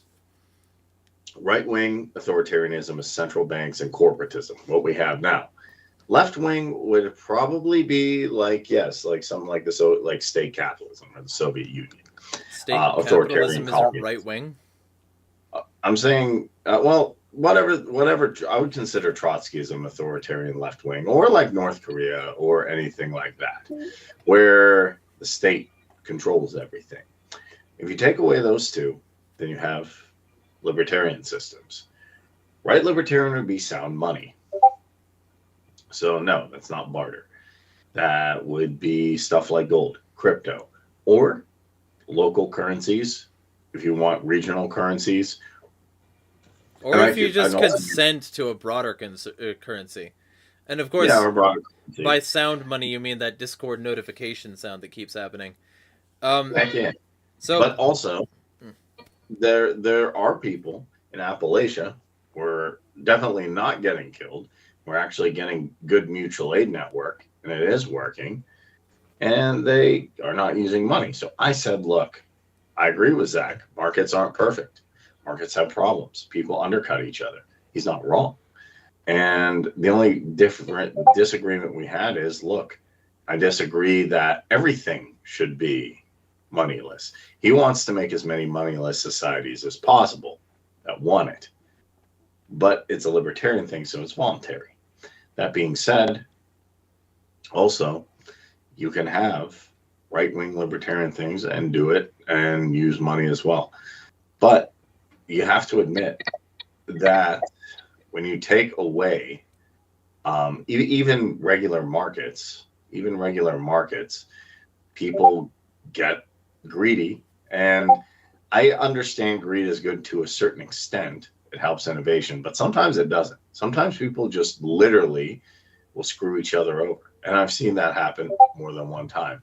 Now, we can scream it's all corporatism, but corporatism doesn't, necessarily come about because, well, humans were just doing what they were doing. We had relatively free markets and we still had problems. So just because you say it's not corporatism doesn't mean people won't swindle each other. They definitely will. Crypto's a free market and there's people doing crazy things. Well, free market's not a free market either. Okay, that's closer. I would say flea markets, you've seen people try and cut corners, or I've seen people try and cut corners. I have. So like, just by saying it's a free market, it's capitalism, we fixed it, doesn't always fix it. So right. I think he has a reasonable alternative with vouchers saying, hey, you do this for me, you do this for me, I'll do this for you, and you have a smart contract. And what that will do is enable us, the people who want to do that, to work on the environment. Because I'll tell you what, banning money for people who want to may kill somebody, but maybe, but probably not if they're working with it. But actual environmental issues, microplastics, the bees dying out will kill everybody. That's my answer. Yeah. Archie also says a social taboo against meth is in fact perfectly compatible with libertarianism. I don't remember where that came from. I think I had spoken earlier in regards to how with libertarianism we should not be it should be in opposition against government's opposition against economic systems, opposition against like social taboos that override against all under the thing of overrising people and recreating systems of domination. So I think he was responding to me. Gotcha. I'll say this much. I think actually in regards to a social taboo of meth, I'm not entirely sure what he means by social taboo of meth, but I think generally we shouldn't treat meth addicts as if they're social taboo, as if they're the other, and that they should be treated with the same respect and dignity as every human person can be, which can include if they decide to steal stuff or act like a dipshit, you can keep them responsible for it while understanding that they're doing it because of their addiction. And you can be against meth usage for reasonable things of how it can be destructive of the body and of the mental health. That's not necessarily putting a taboo on it per se. That's understanding, hey, this thing is bad. Maybe people shouldn't use it. I'm not going to like ostracize others if they use it, but maybe generally put, we should not advocate for it. There's a difference between not advocating for something and being honest about its negative effects and socially ostracizing people who might use it. So, And go. I'm looking at the stream comments right now, so I'll just go right away and reacting to his second comment about what does it read? The LPMC, the Mises Caucus, swung the Libertarian Party to the hard right / alt right to do the paleo strategy and destroy the party. You cannot analyze their actions as though they're good faith actors. I specifically said earlier I that think that was in response to me. was that in response to you? Yeah, I was watching the chat go as we were going. Okay, so then you can respond to that. Yeah, I was trying to like. Well, I was asking like. Well, no, I was. My point was like. There's the strategy of like trying to market libertarianism to Republicans doesn't make any sense because Republicans would just vote Republican. Right. So I was like, well, what is the point of this strategy then? Are they just trying to destroy the party? Are they stupid? And then Jeremiah went into a spiel that is actually very similar to what Archie has said here. Yeah. But Archie posted that before Jeremiah went into his spiel. I wasn't reading comments. Yeah.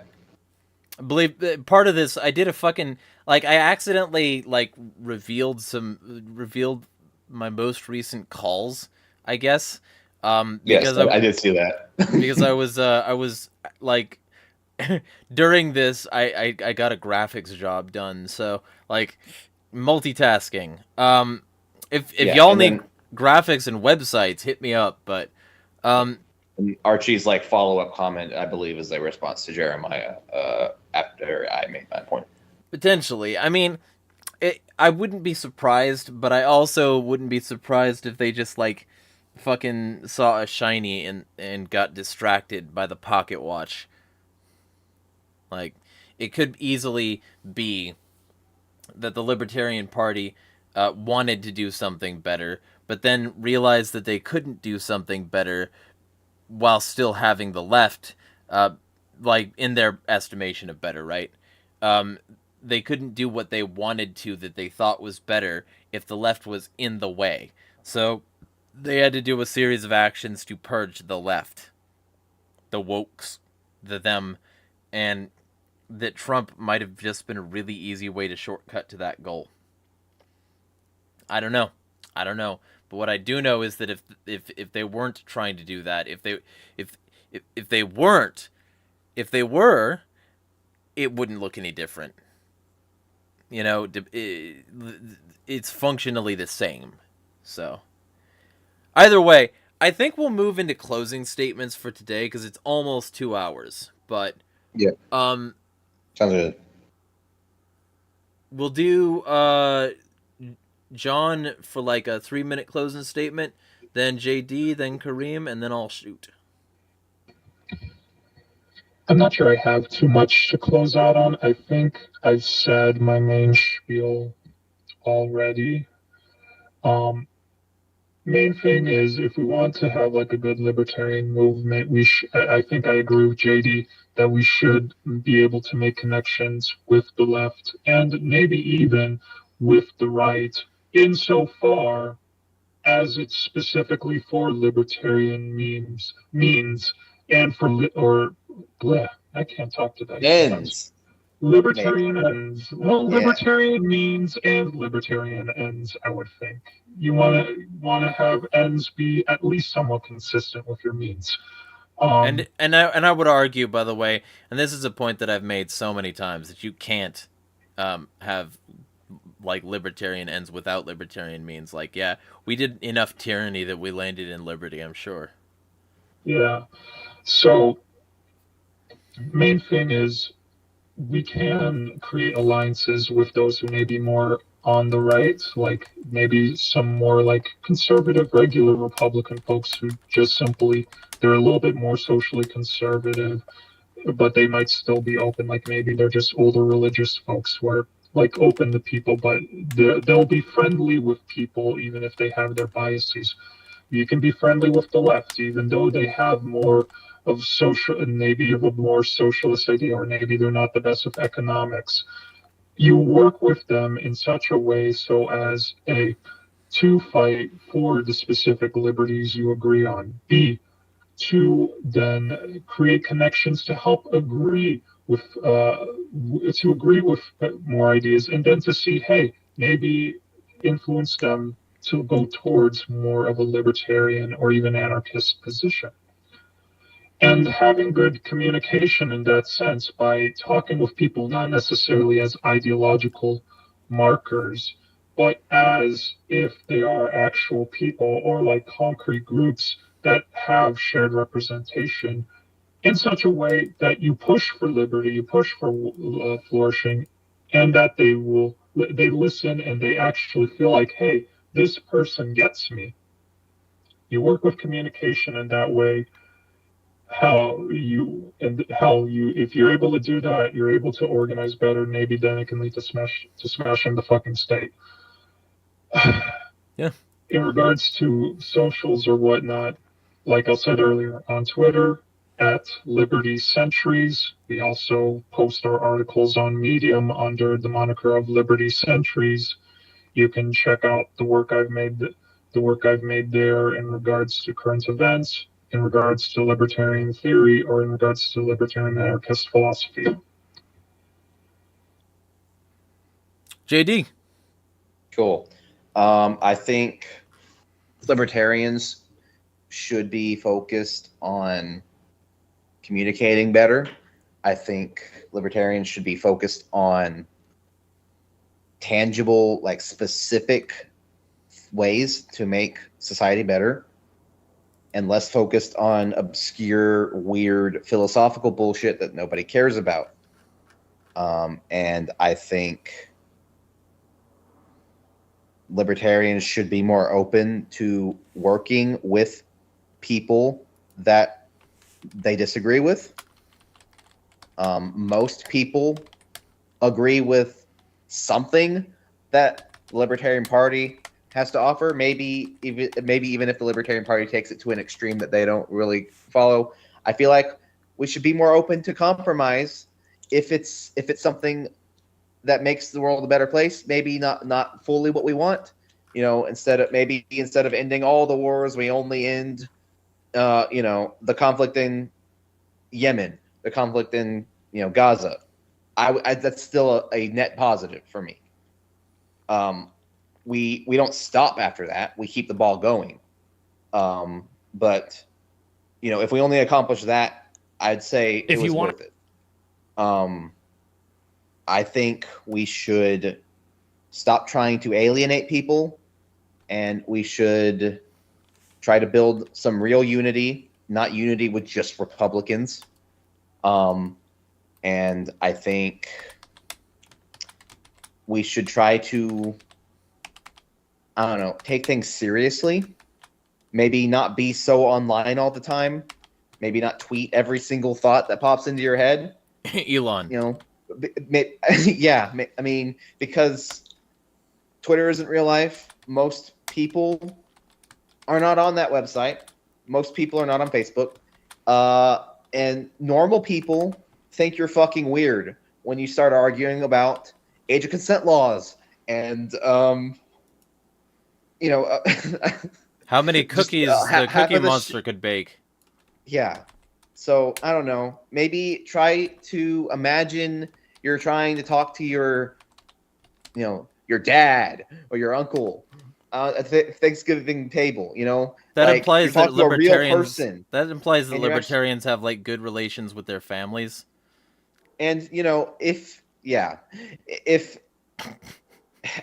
And you know, I would question, if you are a libertarian influencer, what is it that you are actually trying to accomplish? Is it, if it's just to make yourself feel good, I feel like there are other things you could be doing with your life to get that feeling of satisfaction. You don't need to be involved in politics. If it's to you know, try to make the world a better place, try to accomplish something tangible, maybe reassess your actions and see how what you're doing is accomplishing that goal. I am at the Ego and its Pwn on Twitter, at the Ego and its Pwn on YouTube. I might be making stuff in the future, but currently I am focused on learning, reading, and, you know, trying to better understand the situation And of that course, we find ourselves in here. And of course, John, you and I are working on a thing that should be out sometime next year. So, Kareem. Yeah. Kareem. One ANCAP man and ANCAP stand for the great ANCAP standing people. My thing is, I agree with JD 100%, is that, funny enough, there's two strategies we can pursue. The paleo strategy clearly did not work. It has destroyed the Libertarian Party in a lot of ways. The Libertarian Party is not in better shape than it was before. In fact, I would say it's in worse shape, and most people agree with that. Even the right-wing leaning libertarians. Imagine that. But Rothbard's initial strategy was to work with leftists, and even the people who like, most people like Rothbard. I say early Rothbard is best Rothbard, and 9 out of 10 people say yes. Now, there are a few people who are outliers, but I don't care, because if we really look at the history, and history is quite clear that left-wing ideas, or if you want to call them leftist ideas, that was the original anarchist thought. That's why Mises didn't call it. That's why people always try and get smart. Oh, well, Mises wasn't an anarchist. Well, for right-wing anarchy existed, but it, and we know from history, at least as far as I'm concerned, if you want to call Lao Tzu the first libertarian, fine. But really, when it started, in my opinion, was the first libertarian was someone called William Godwin, who was kind of a predecessor, put the pieces together for communist anarchism. And then the first self-declared anarchist was a mutualist. Now, Proudhon was not a communist. He was not an ANCAP. As far as I'm concerned, he believed in private property, even though he said private property is theft. He believed in owning property, but he believed in workers' associations as well. So some combination between. But then Bakunin, Kropotkin, all those guys had tons of influence. So did Rudolf Rocker before Rothbard hit the scene. I think it's worth noting that if we really look at it, socialists have forgot their libertarian roots, I think, in a lot of cases. But libertarians have also forgot their socialist roots. Whether you want to debate which form of decentralization is better for your individual preference is fine, or even on a community level. But we can clearly see the right wing is not doing so good, because yes, there are people on the left who go a little bit tanky. What's interesting is they're generally not in, we don't believe in unjust hierarchies or tons of hierarchies, but they're generally not in prominent leadership positions. They're generally just dudes who go a little crazy, or influential positions. Like even Thought Slime, yeah, he goes a little bit, but he doesn't like go like, yeah, man, the Bolsheviks, woo, they had a good, like party time. But Michael Rectenwald just lost his goddamn mind. Like some of his other posts were a little bit questionable, but then he just went off the rails. So this isn't working, and this is looking really bad right now. And I'm not saying it'd be utopia if left and right wing work together, but I think that is the best scenario. Left and right libertarians working together and acknowledging the history of it, because the history is important. If we can do those two things, I think we'll be a lot better off than trying to work with statist counterparts. We can see from history, what has that done? Well, right now it's not doing very well because Republicans are going to vote, hey, Republican. They're not going to vote Libertarian. They don't care really that much. Maybe they want to appeal to Libertarian ideas. Maybe they want to appeal to, like, oh, hey, I'm a Libertarian. I look cool. But most of them, I'll even give Vivek the benefit of the doubt, most of them are not going to actually do anything remotely libertarian. So, what are we left with then? Well, we know what happened when leftists worked with the CNTFAI, worked with the UGT. UGT screwed them over and made them lose the war. And let's just face it, I think, working with people who are self-identified authoritarian leftists or tankies, we know where that goes to. They're going to betray you. They're going to shoot you in the back. They're going to do all types of things. It doesn't take, much for them to go completely authoritarian. And they've had some of the worst regimes in the world. So what are we left with then? Well, there's not enough of us individually, libertarians on each side of the fence, to do as much as we want. But if we work together, I'd say there's good potential. I'll let the authoritarians keep fighting. I don't have all the answers myself, but if I were to look at all the strategies employed, I think we could see what's working, what's not working. It's quite clear after Rectenwald's comments what is working and what's not working. And to put it into context, if we can take the fundamental ideas of voluntary association, decentralization,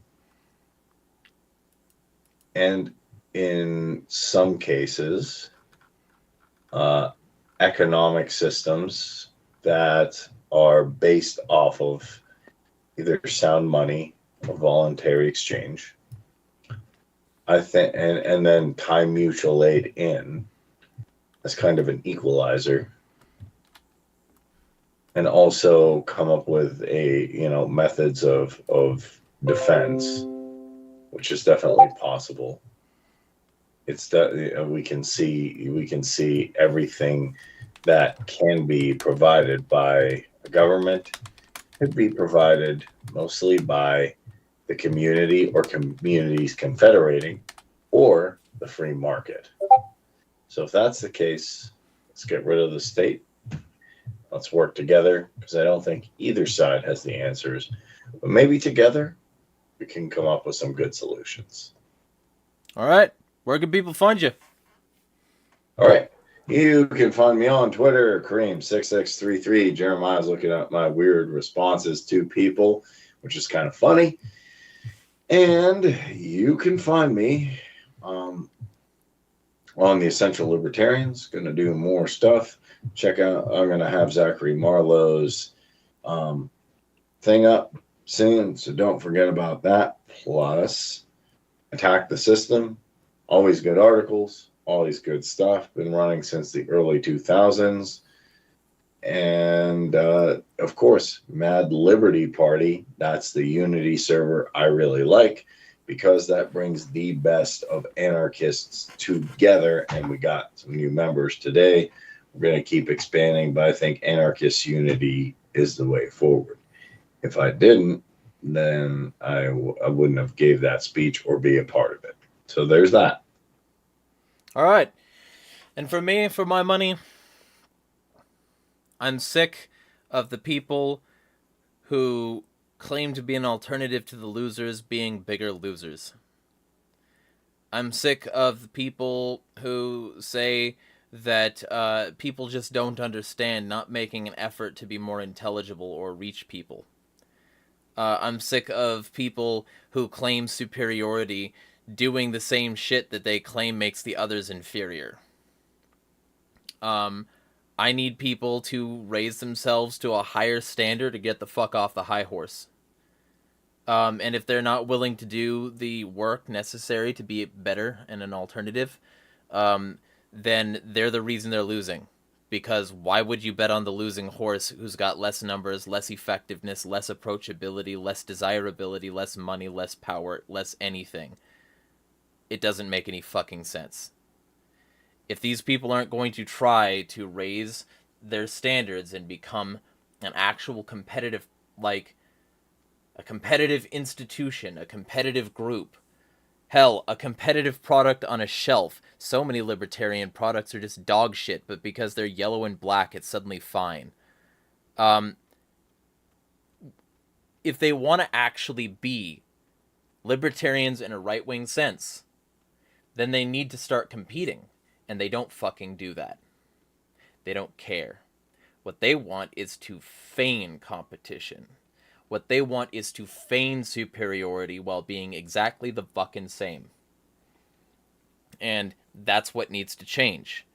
The libertarian message needs to be different. And if it is not, then they have no reason to say that any alliance with any group of the same is wrong.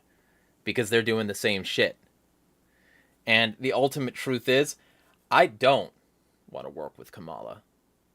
But I'm more likely to have my anti-fascist messages respected by Kamala supporters. Probably. Because they don't know how fascist she is. That's a failure on the part of libertarians.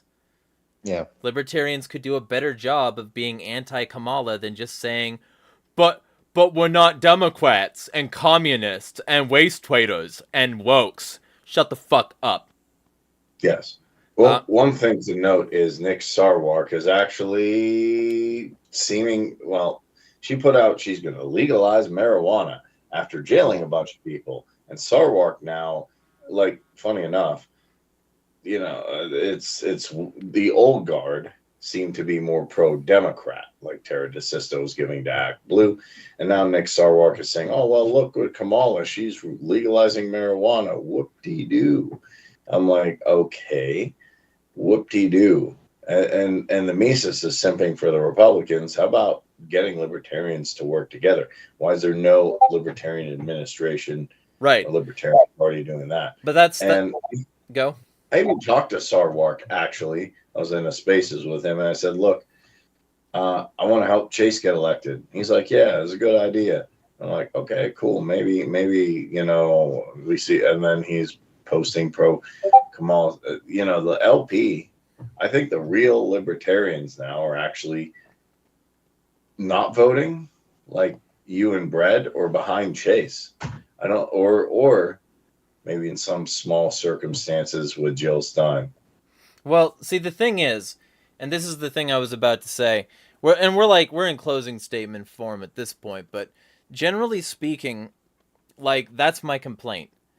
Libertarians have spent too long finding ways to label people so that they can dismiss those people once they label them, rather than actually being somebody worth a better label so that they can be those people labeled as better by the common person by default. I mean, yeah, there'll be a program from the state to try and, like, you know, burn the image of libertarians anyway. There'll be a program from the state to make, like, libertarians / anarchists / radicals look worse anyway. But we could not do their job for them, and it would be so much fucking better, wouldn't it? And so the general vibe is, if libertarians want to claim some sort of superiority, they need to explain how they're superior, and then they need to live that explanation. Instead of just saying, but we're like, you know, the Trump people, you know? Or even we're like the Harris people. We need to be like the new people, and we need to, like, if any coalitions do occur, they should be for the purpose of absorbing people into the libertarian side, not absorbing libertarians into the authoritarian side.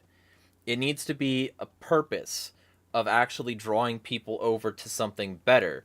And you can't really do that with the duopoly in my opinion. You got to do it with the people who are trying for certain things in the duopoly, maybe.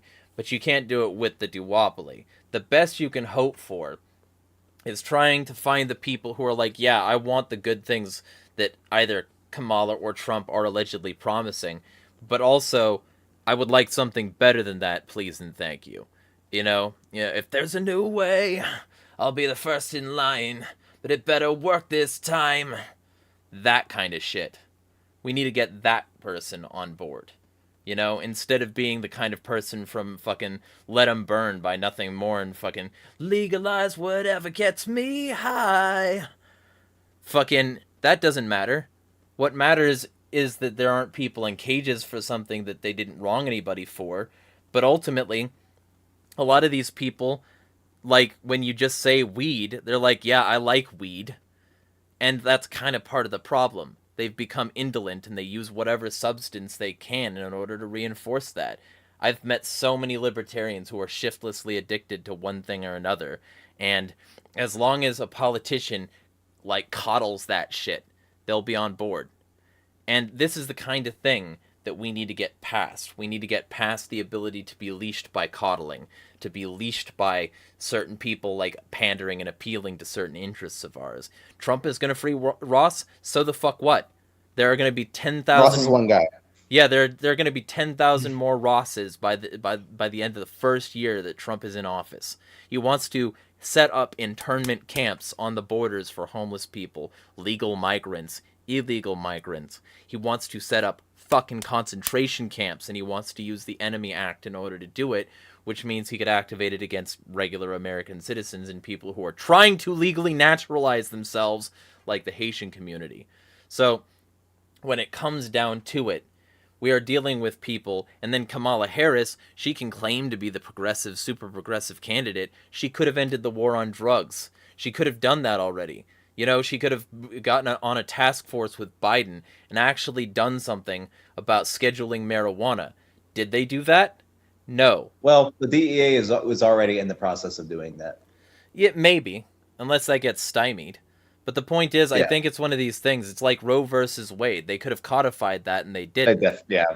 Obama could have, And now we're left with the consequences of that, where like a bunch of people who said that they had really noble goals and roped people in with those noble goals, had those people on board and on the hook through their entire administrations, and they did nothing. So that's what these people do. They'll set up wedge issues. Trump says the border is so bad, but he told Republicans to not sign the bill so that it stays bad enough that people vote for him. That's what these people do. And so I'm not saying that both sides are just as bad. Personally, I do think Trump is worse. But that doesn't mean I'm going to support Kamala Harris, because that would sacrifice everything I do in terms of rhetoric. However, I will say that I understand where Kamala supporters are coming from, at least to a certain extent. And I will say that in order to say that when Trump guaranteedly wins by all this malfeasance and certain Libertarian Party corruption in the, next election, I will understand their rage. And I will try to appeal to that rage in the same way that I've appealed to Republican rage to this whole administration by saying, see, Biden fucking sucks, doesn't he? Wouldn't it be great if we didn't have anybody like Biden ever again? But we have to be better than that, and we have to set up a society, because right now we fucking don't. We don't set up shit. We don't have alternatives. We don't walk with our feet. We walk with our tongues, and our tongues are dirty from the asphalt and the boots. This is what needs to change. If we don't change this, if we don't actually start to act and become better, why the fuck should anybody trust us or walk with us? So that's what we need to do. We need to do that, and if we don't, we will never smash the fucking state. All right.